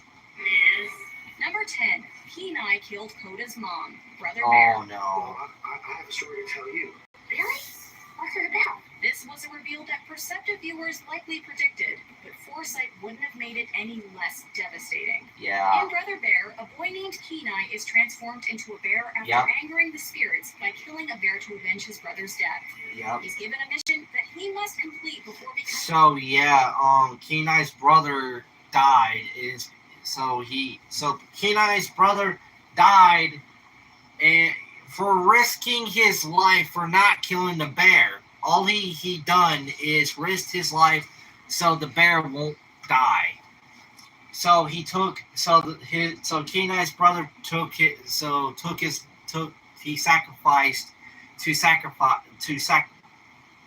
can't spell. But I don't think it was the bear's fault, to be fair. But yeah. So yeah, I watched this a couple times. The music is right and all of that. So human again. And on the way meets another bear cub named Coda. The truth is, I got separated from my mom. And now, with this hunter around, Kid, I got my own. but here's the thing. Kenai does not know that was Coda's mom. That's a plot twist, another plot twist. So Kenai start to realize Coda's mom was actually dead, and he start to spark, and bam, he started to realize, and yeah, he ran away in fear. So yeah. As the story moves on, we learn that Coda's mother, who has been missing for some time, was in fact the bear that Kenai killed. the monster has her backed up against this giant glacier. This is when he The started. two formed a deep bond, and the moment where he has to confess to him is absolutely heartbreaking. Yeah. Number 9, Miguel's great-great-grandfather, Coco. Miguel, your great-great-grandson. I have a great-great-grandson. I need to bless him, so I can go back home and be a musician just like you. Miguel lives for music. There's only one problem. Yeah. Ever since Miguel's great-great-grandfather abandoned the family for a music career, they forbid it. For much of the film... So here's the thing about this. That's the thing. That's the questionable thing. yeah, I could tell that like musical is like banned for like their family. The Coco in the Coco movie, they don't allow music. That's kind of strange, kind of weird. But the thing is, they don't. That's kind of Believes that the famous musician Ernesto de la Cruz is his relative. yeah. So he doesn't know. Papa. Mama Coco, is your papa Ernesto de la Cruz? After Miguel ends up in the land of the dead, matters get even more complicated. On his quest to find Ernesto and get back to the land of the living, Miguel meets Hector, an old friend of Ernesto's, and whose living family is forgetting him. It soon becomes clear Ernesto isn't Miguel's ancestor or Yep. a good guy.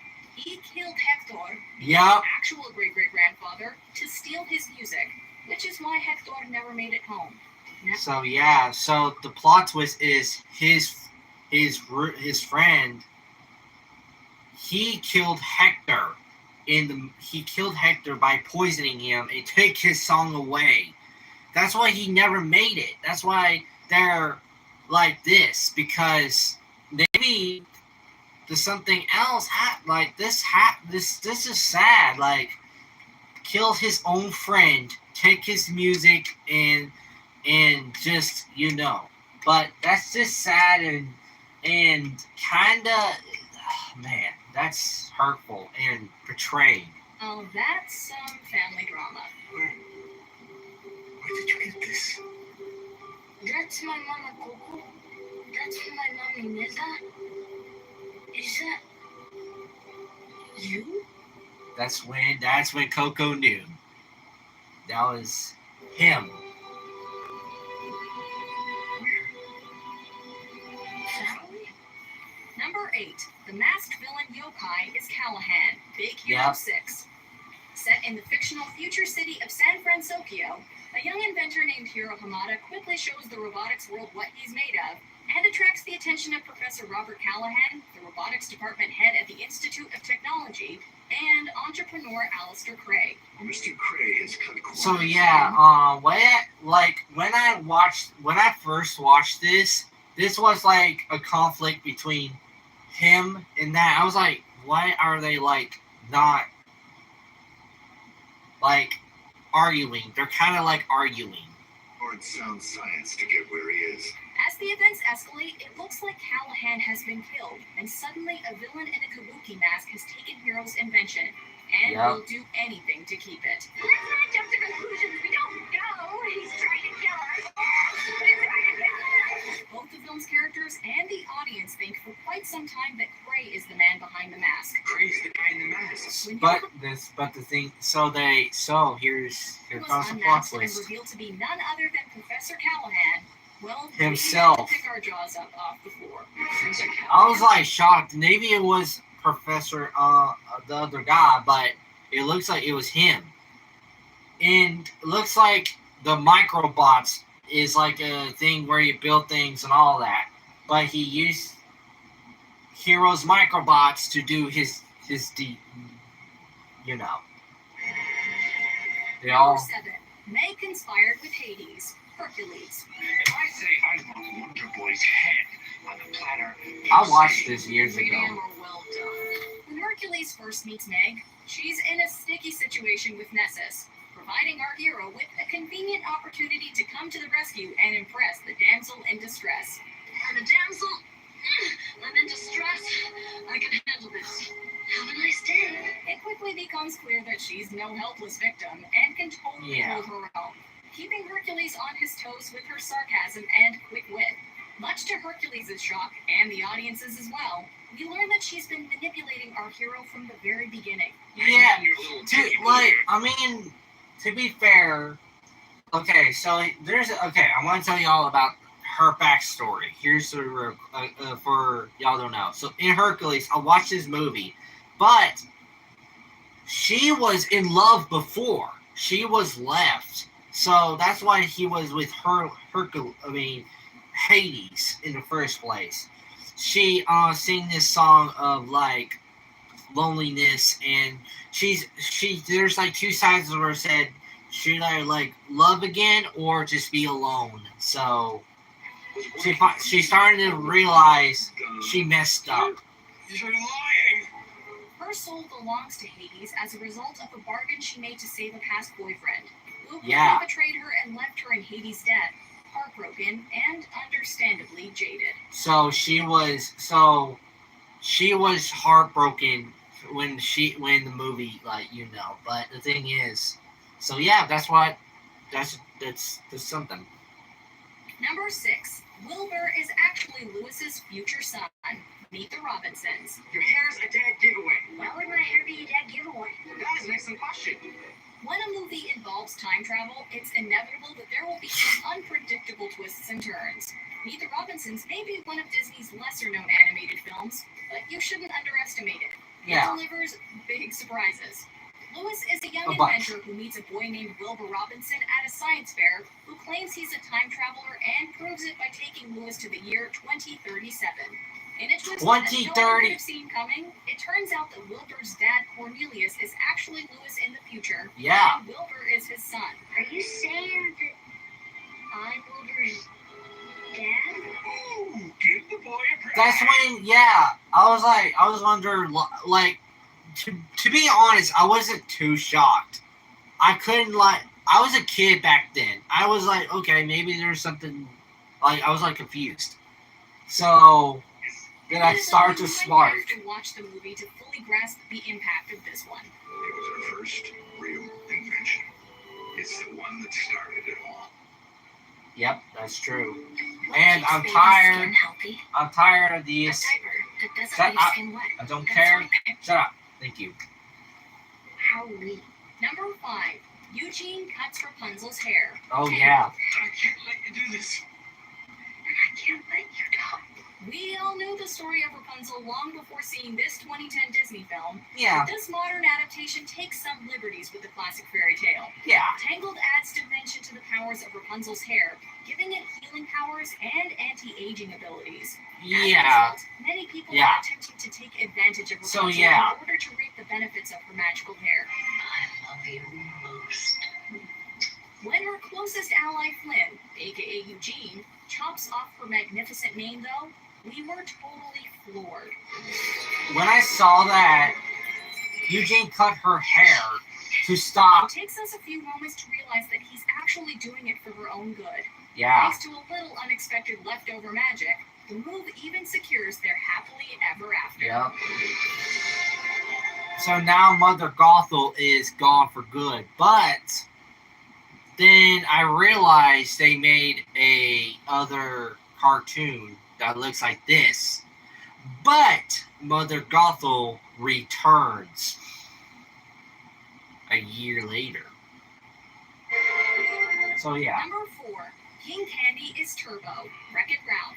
You can jump, Ralph. You're not going turbo, are you? What? No. In this video game-inspired film, the titular Wreck-It Ralph is a villain who longs to be a hero. Yeah. Must be nice being a good guy. Along the way, however, he sets some potentially devastating wheels in motion, forcing him to become a real hero to fix his mistakes. In the game Sugar Rush, Ralph attempts to help Penelope, a glitch who wants to become a playable character. Nothing is as it seems in Sugar Rush, however. Yeah. We learn that the supposed hero King Candy is actually Turbo, an infamous... So yeah. I'm Turbo, the greatest racer. So in the so this plot twist, this movie tells us there's Turbo. Turbo is an old character that glitches. And he could do a code and change everything. So this is the real Turbo. Furthermore, it's revealed that Penelope is really a princess and former protagonist of the game Turbo Corrupted. Oh, So now Turbo is completely gone now. Turbo is deleted for good. full ruler of Sugar Rush. So Penelope is the real princess. It's complicated in summary, but in film, this reveal was flawlessly executed. Number 3, The Wolf in Sheep's Clothing, Zootopia. How did you know where to find us? I'll go ahead and I'll take that keys now. 2016 Zootopia may seem like a fun romp through an exciting anthropomorphic animal world, Yep. but if you take a closer look, there's a lot going on underneath the surface. Yeah. The moral takeaway of the film is about prejudice and bigotry, and no one better exemplifies this than the character of Don Bellwether. This sheep is introduced as the assistant mayor and seems as sweet as can be, endearing Yeah. herself to Judy as a fellow small animal. Us little guys really need to stick together, right? Like glue. Good one. In the end, though, it's revealed that she's actually the villainous mastermind behind the drugging of Yep. predators in the city. Fear always. Well, And also every predator in Zootopia defeated that way. changing. Because of her diminutive stature and personality, this one came as a total shock. It's called a hustle, sweetheart. Number 2, Defeat. So yeah, I like Zootopia. I love that movie. I love the song because the song always stuck to my head. I would just watch it a couple times. If you have any questions, please tell which movie you like the most and what plot twists you like.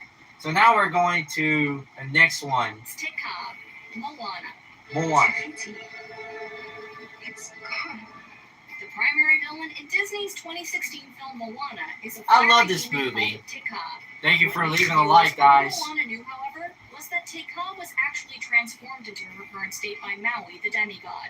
Yep. She used to be Te Fiti, the goddess of life and Mother Island, before her transformation. While Yep. we are initially given the lore of Te Fiti's history and told that Moana is the one who has to revive her, it's not until later that we realize she and Te Ka are one and the same.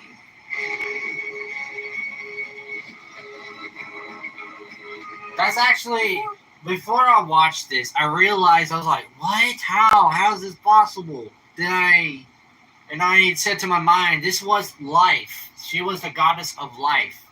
So I was like, okay. So that's all the plot twists.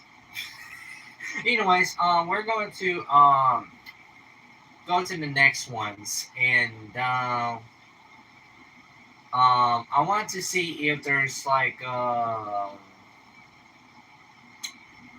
want to see if there's like another. Oh man, and I want to see if. Okay, let's do this one. I don't know we did this one, but we're gonna do one more, and I'll be done for tonight. Hold on, let me check. Okay, I still have time before I go to bed and all that. So let's do the top 12 most underrated Disney movies ever. So yeah, thank you for leaving a like, everyone. Try Airwick Vibrant Whew, for up man. to 60 days of amazing fragrance. Oh my goodness. Zaxby's new chicken finger tacos. One smothered with creamy chipotle. I kinda feel a lot better, though.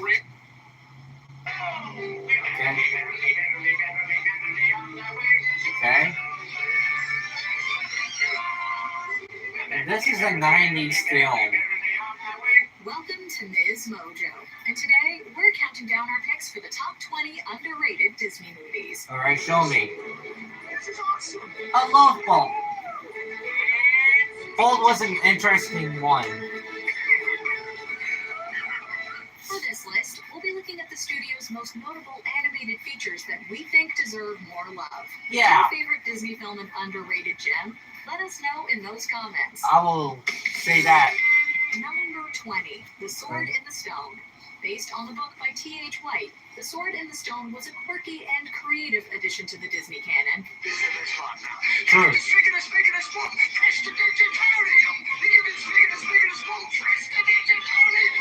Released in 1963, its 1963. animation is colorful and This is stylized, old. while the satirical humor will appeal to adults as well as kids.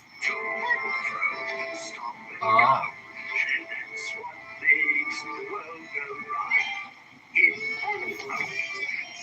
Yeah, do not The eat story bugs. arguably rambles along in places. I don't eat Brilliant bugs. set pieces more than make up for it. From the scene with the squirrels to the magnificent wizard's duel, we get one classic moment after another. Plus, Arthur is an endearing hero, and the comic cast of side characters deserve to be remembered. Yeah, Especially true. Disney's most underrated True. villainess, the Mad Madam. All the 90s, these are underrated, so they weren't too loved. Number 19, The Black Cauldron. Oh Arguably yeah. Disney's darkest animated movie. movie. Oh, yeah. Bombed at the And box we- office and was panned by certain critics. Over a decade after its cinema debut, it was finally released on video, traumatizing a whole new generation of kids. Yep. Naturally, the film has since become a cult favorite. Taking cues from a series of novels that draw from Welsh mythology, it follows a young boy and his prophetic pig who are captured by the evil Horned King. Stop! I'm not gonna tell you. It's better. Atmospheric and disturbing, this is a different Disney than we're used to. However, there's still a spirited princess and a cute comic sidekick. Good sir. Yes, yes. Turtle talk. That's Henwin. Gertie is the lovable light in the darkness, but it's the truly terrifying villain that really sticks in our memory. That one. There's an animatronic too. There's an animatronic of him too. But they took it down because it was disturbing. Number 18, Oliver and Company. This Oh, yeah. overlooked 80s flick is a reimagining I watched of this Charles before. Dickens' This is work, old. Oliver Twist. It's worth it. I love Oliver and Company. I watched this before. This deserves some love.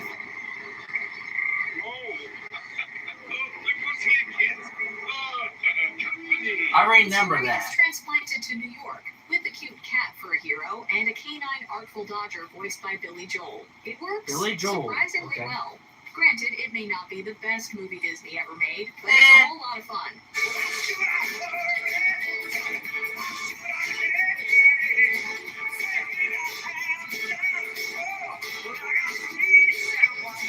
The opening sequence pulls at our heartstrings, but overall, Oliver and Company is an energetic, feel-good tale with charm and heart. The True. soundtrack is just the cherry on top, featuring contributions in front of or behind the mic from folks like Joel, Bette Midler, Barry Manilow, and renowned Disney lyricist Howard Ashman.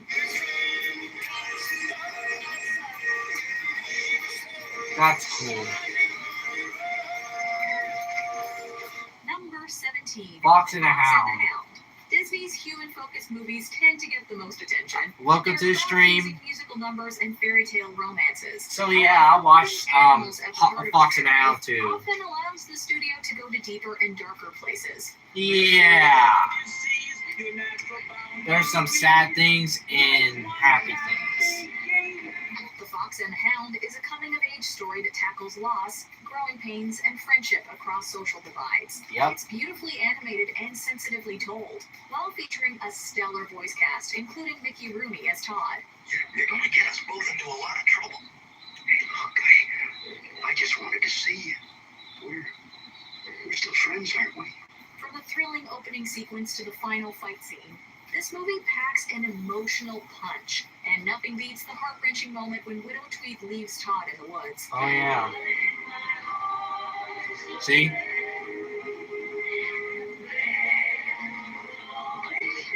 Oh man. With its bittersweet tone and complex characters, this film deserves to be classed as one of the greats. Number 16. 1999. Coming at the tail end of the Disney Renaissance, this epic jungle Wait, adventure did my- doesn't get the attention it deserves. Hold on, let me check. We're good.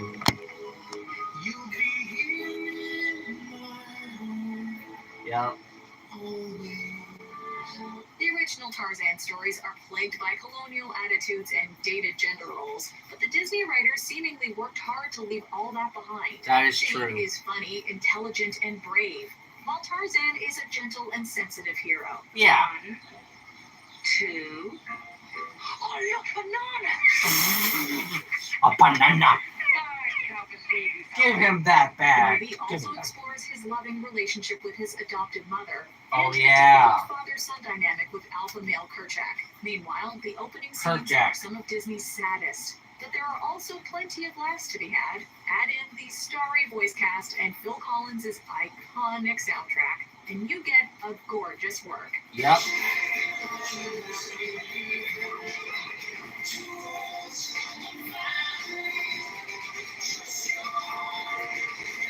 Amazing. Number 15, Wreck-It Ralph. Yep. This 2012 comedy was a hit in every regard.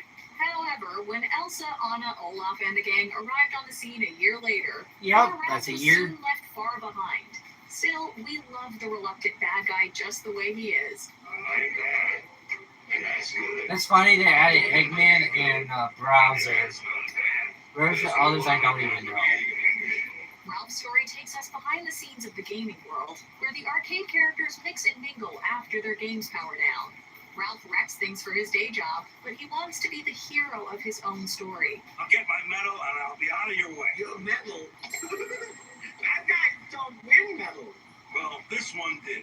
I earned it over in Hero's Duty. It's a fun, original concept with cross-generational appeal. For the kids, there's an action-packed plot and colorful characters. For the adults, the nostalgia is real, thanks to non-stop cameos and references from our favorite classic games. Yep. I'm telling you guys, we haven't been this popular in years.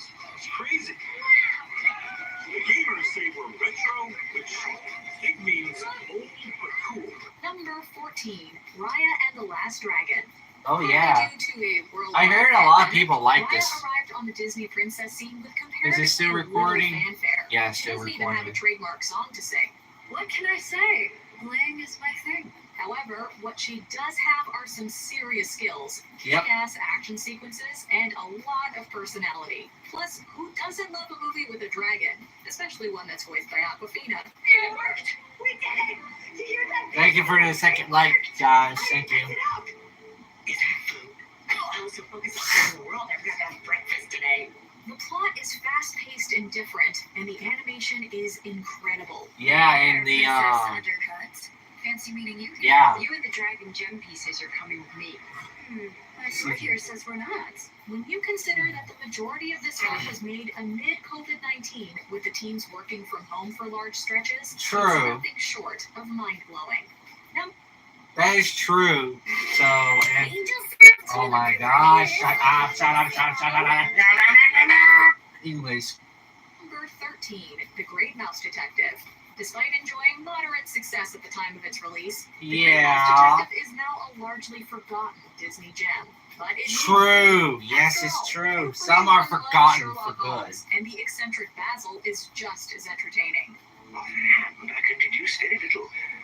Tell me that the words are written with a Hold on. pointed quill pen, which Do is I need to restart? the pen is And by the way, let me know in the comments in my videos and tell me if my chat's not working. Where danger lurks around every corner. True. Basil, the Queen's in danger. Olivia's come on us.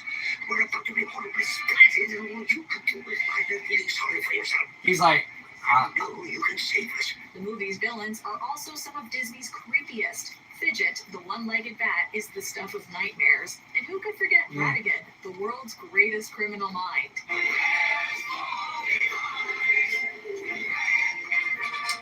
yep, that proves. There are also catchy songs and an action-packed third act, which thrillingly culminates in the Big Ben Clock Tower. Number 12. The Oh Princess and yes, the Frog. finally, Like something Raya, different. Tiana is an official Disney princess who deserves more love. For sure, this movie's amazing. It's not forgotten, but it's amazing. Yes, she spends most of her own movie as a slimy green amphibian. Yeah. If you can get over that minor irritation, The Princess and the Frog is a lot of fun. One of the last full-length Disney features to be traditionally animated. Yep. It's a twist on the original fairy tale, transposed to jazz-age New Orleans. Yeah. Jazz.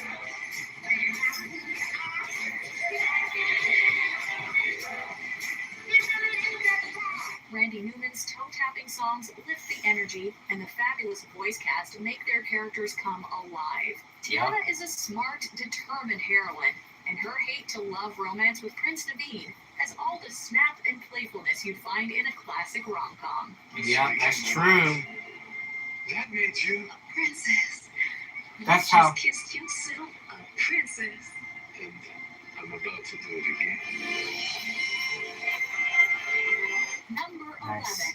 Hercules. Yes, my Disney's favorite. take on ancient Greek mythology might not be one for the purists, but there's Yeah. a lot to like in this epic animated comedy. You know, I haven't been this choked up. Thanks. since I got a Hold on a second. caught in my throat. I love this movie.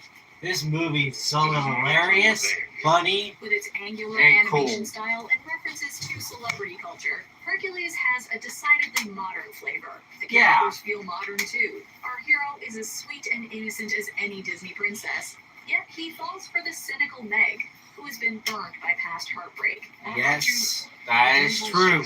I'm a damsel. I'm in distress. I can handle this. Have a nice day. Danny DeVito, for his part, makes us laugh as Herc's trainer, while James Woods delivers a scene-stealing performance as the fast-talking, flame-haired Hades. You give up your strength for about 24 hours. Okay, say the next 24 hours. And then you're as free as a bird and safe from harm. We dance, we kiss, we schmooze, we carry on, we go home happy. What do you say? Come on. However, the real stars of the show are Alan Menken and David Zippel's songs. A quintet of muses serve as musical narrators, and every single number is fresh while feeling classic. Yep.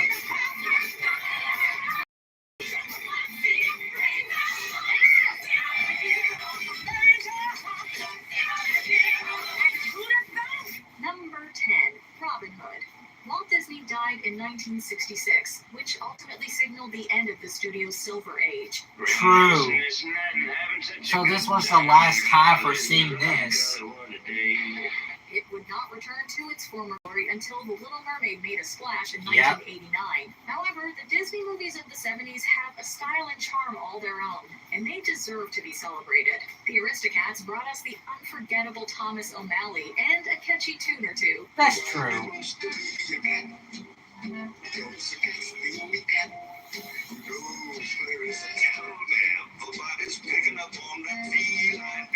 Hold on, do I have enough battery? Yeah, I have 32, 37 The left. classic tale is retold by the folks of the Animal Kingdom, who Yeah. are probably brought to life by an unbeatable voice cast. The result is a feel-good fantasy adventure bursting with humor and heart. Gee whiz, it's Robin Hood. Happy birthday, son. Oh, he's so handsome.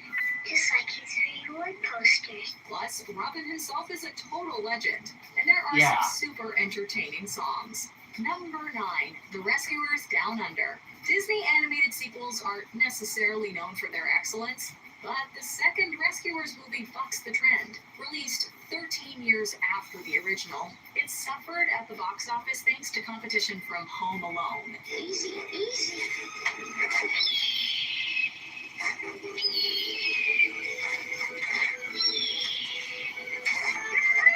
However, with its stunning vistas and spectacular score, this epic outback adventure deserves a place in the sun.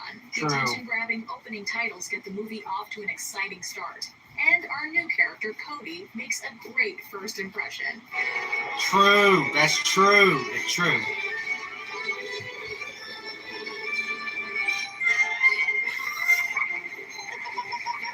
His efforts to rescue the golden eagle Marahute mark him as a worthy hero, while the poacher McLeach proves to be one of Disney's nastiest villains. Meanwhile, Bernard is trying to find the right moment to propose to Miss Bianca amid the chaos, and it's adorable. It's like this. Miss Bianca, We've seen, yeah, I remember these. Number 8. Oh, yes, we're going At back. the turn of the millennium, Disney was transitioning into a new phase. Traditional Yep. fairy tales were out. Comedies and coming-of-age stories were in. It Yep. wasn't the studio's most successful era, but it still produced some gems.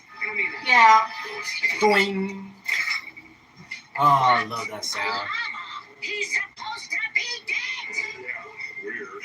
One of our Oh, favorites man, I is The miss Emperor's these New movies Groove. so This bad. riotous buddy movie follows the spoiled Emperor Cusco, who becomes a llama due to his Yep. double-crossing former advisor's scheming. Yep. Their actual plan was far more nefarious. Yep. Cue the slapstick, some snappy dialogue, and the beginning of a beautiful friendship. Don't tell Yep, me. that's true, that's true. Yep. Shot rocks at the bottom. Most likely. Bring it on. Whee! The movie's characters Oh my God. feel original, and the voice actors give it all they've got. David Spade's Cusco and John Goodman's Pacha have a great rapport, but the magic really happens when Kronk and Yzma are on screen. True.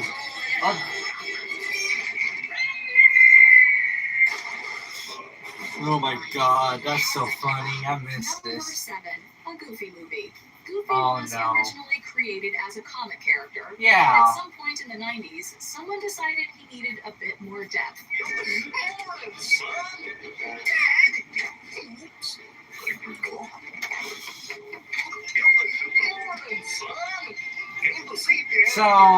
So Goofy was made to like be a funny character at the start. So In the animated series Goof Troop, the dog became a single dad.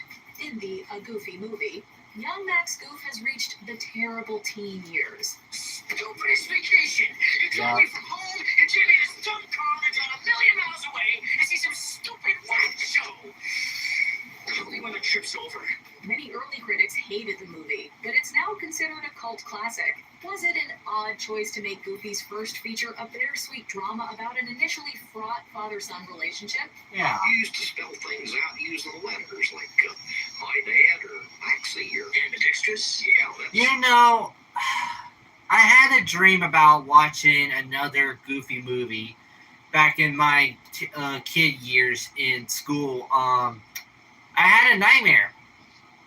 I'm cursed. I remember Goofy movies since the start, and I was like,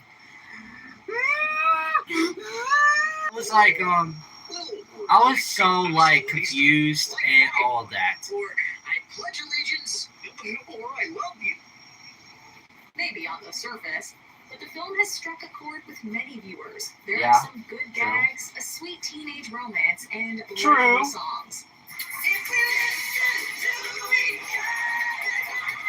I love this song though.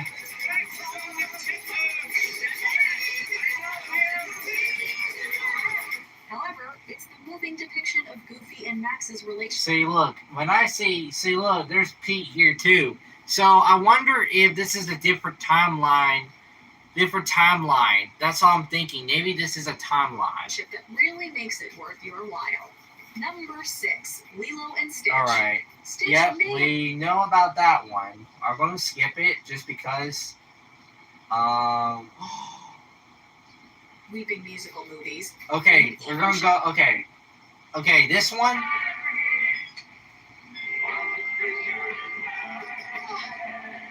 We promise it makes sense. Number 5, Yes! Lost Empire. By 2001, we knew Disney could do sweeping musical movies. I love this. It's short, but there is some episodes to it. But the thing is, I love this movie. This Atlantis, I love. Like, I was attracted to like Loch Ness Monster myth and all of that. This Atlantis movie was amazing. They had even shown they could nail comedy. With Oh, Atlantis, yeah. the studio proved they could handle fully fledged animated action adventure. I love adventures. We got work to do. But Mr. Whitmore, in order to do what you're proposing, you're going to need a crew, right? You'll need engineers and geologists. Come on. That's Yep. the best. Think Indiana Jones, The Mummy, or even DreamWorks' The Road to El Dorado. With Yep. animation, So, okay, let me give y'all what I like. The Mummy, El Dorado, Indiana Jones, what else? All the adventure movies I like.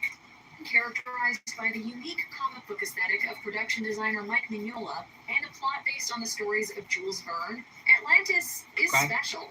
All I can It remember is. the sky going dark and people shouting and running.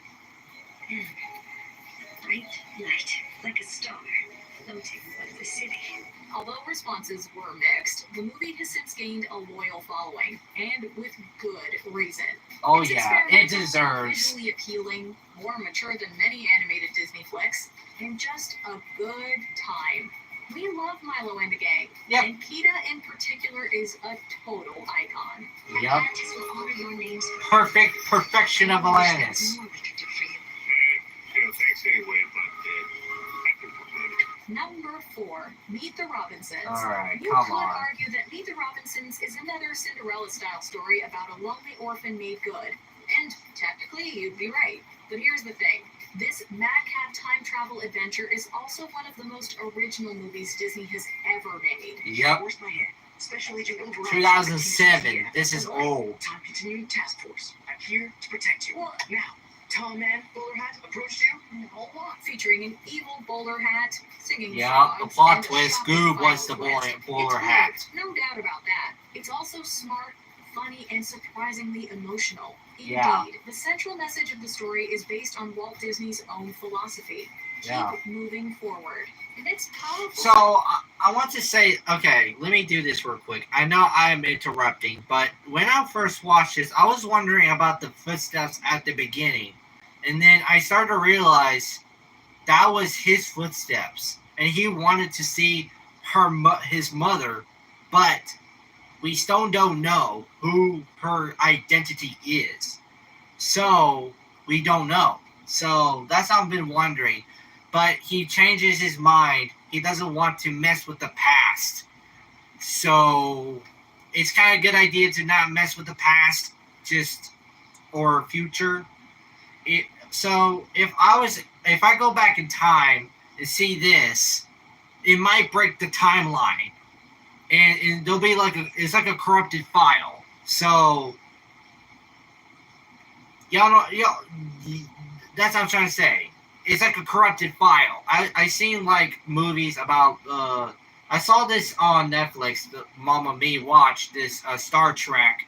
This new Star Trek about the kids going through this thing where that it was Starfleet, I think, but it was about the kids movie. It's about traveling and trying to fix timelines.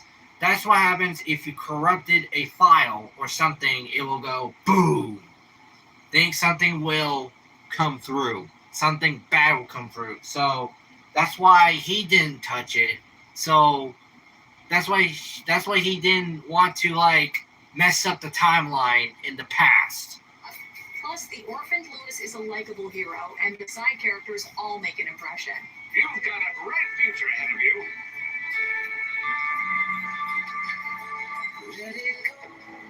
And the song I like. And you may even have a soft spot for the sinister bowler hat guy. Yeah. We all have She was my friend. God dang it! God dang it!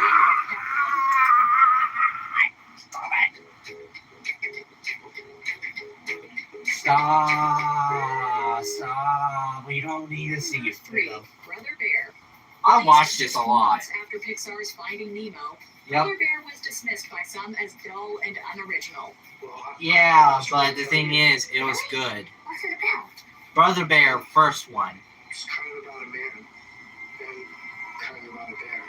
However, when judged on its own merit, there's much to praise. Set in Alaska, the story follows Kenai, who's turned into a bear following a series of tragic events. In his new Yes. form, he meets Coda, a cub he reluctantly takes under his wing.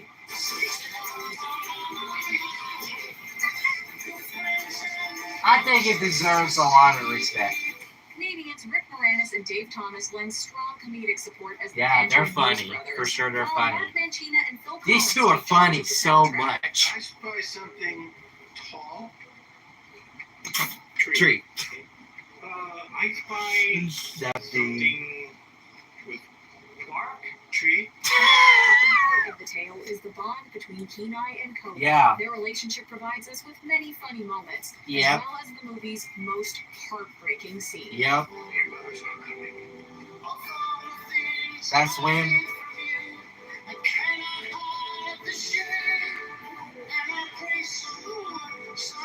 That's just sad. This actually got me years ago. Number 2, Treasure This Planet. one I Like love. Hallmark Company, Treasure Planet took I will inspiration from explain the about classic this novel one. and turned the story on its head. I love Treasure Planet.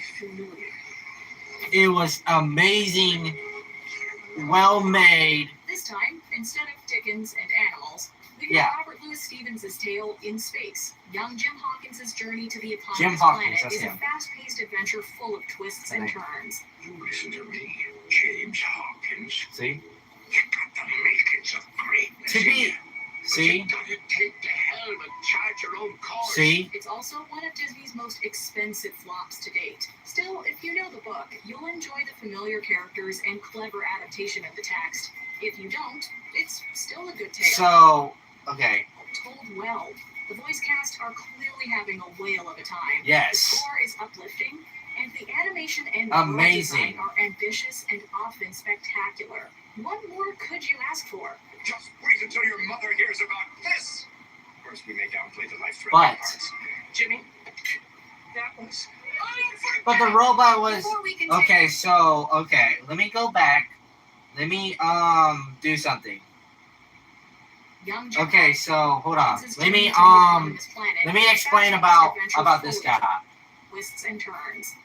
Let me explain about this before we go. All right, so this guy was a this guy right here was a villain. But here is a catch. There's a plot twist. In this movie, and spoilers, he didn't want to kill this kid. He was like helping James Hawkins this whole time. He's like trying to get him confident, he's like communicating with him. He's trying to like he was like comforting. He was like trying to like you could do this. And this is the most this character deserves a lot better. And this movie was great. And even though this was underrated movie and no one liked it, I liked it. This was like one of the kind movies I ever watched, ever made. And even at the end, it's like a father just came back and just it's like a father like trying to I wonder if something and he tells this boy what happened with his body parts, like his leg and his eye and his arm. He was like he might have had like an accident or something, but again he was obsessed with treasure and the kid, and at the end he was like choosing the boy or the treasure. He was like looking back. And then he started to realize the boy was most important. So he risked the boy, like he wants to save the boy, and then bam. So this character is amazing, stunning characters I ever seen ever since. No character was like this. Like I wonder if they're man. I want to see this character again. Go watch it, please. It's called Treasure Planet. Go look it up. It might be underrated, but I don't care. This deserves better. Oh my god. It's a thing. Like, I've seen these movies before. These are very well done. The backgrounds are amazing. Everything. Like, hold on. Let me check my thing just in case. I don't know if my chat is open, but it's okay. If you have any questions, you could comment down below because I'm fixing to end this one here since this is the last one of the night and I need to sleep for sure. And I might not do another live stream. I might do some more videos and excuse me. Anyways, it feels good to talk with y'all again. And thank you for 2 likes, everyone. And here's the thing: if you want to go watch a movie, go on Google and find it on eBay. That's all I'm going to say, because you can find these on eBay nowadays or something like that. Because my inner childhood days are coming back to me for sure. You can see I'm becoming the one of the 2000s. Anyways, again, this is around 2003, before Finding Nemo came out, the same date. So, I love the perfect. And I'm happy about it. I'm actually happy, and I hope y'all enjoy this journey so far. And then I might, I'm trying to get myself healthy again. Trying to do some more videos like I used to, and figure out what's going on with me. And I might need a massage. I need a massage, really do. I really need it, and do some more. And I feel like this might be a good chance that I could do some more videos and everything else. So thank you guys for watching. And it might not be very much people, and it's been 2 hours. I'm sad, but anyways, I hope y'all enjoy, and comment and put it in the comments below what movie you like the most and what you've been thinking about. Anyways, I'll see you next time on my channel, and I hope y'all have a good night. Bye.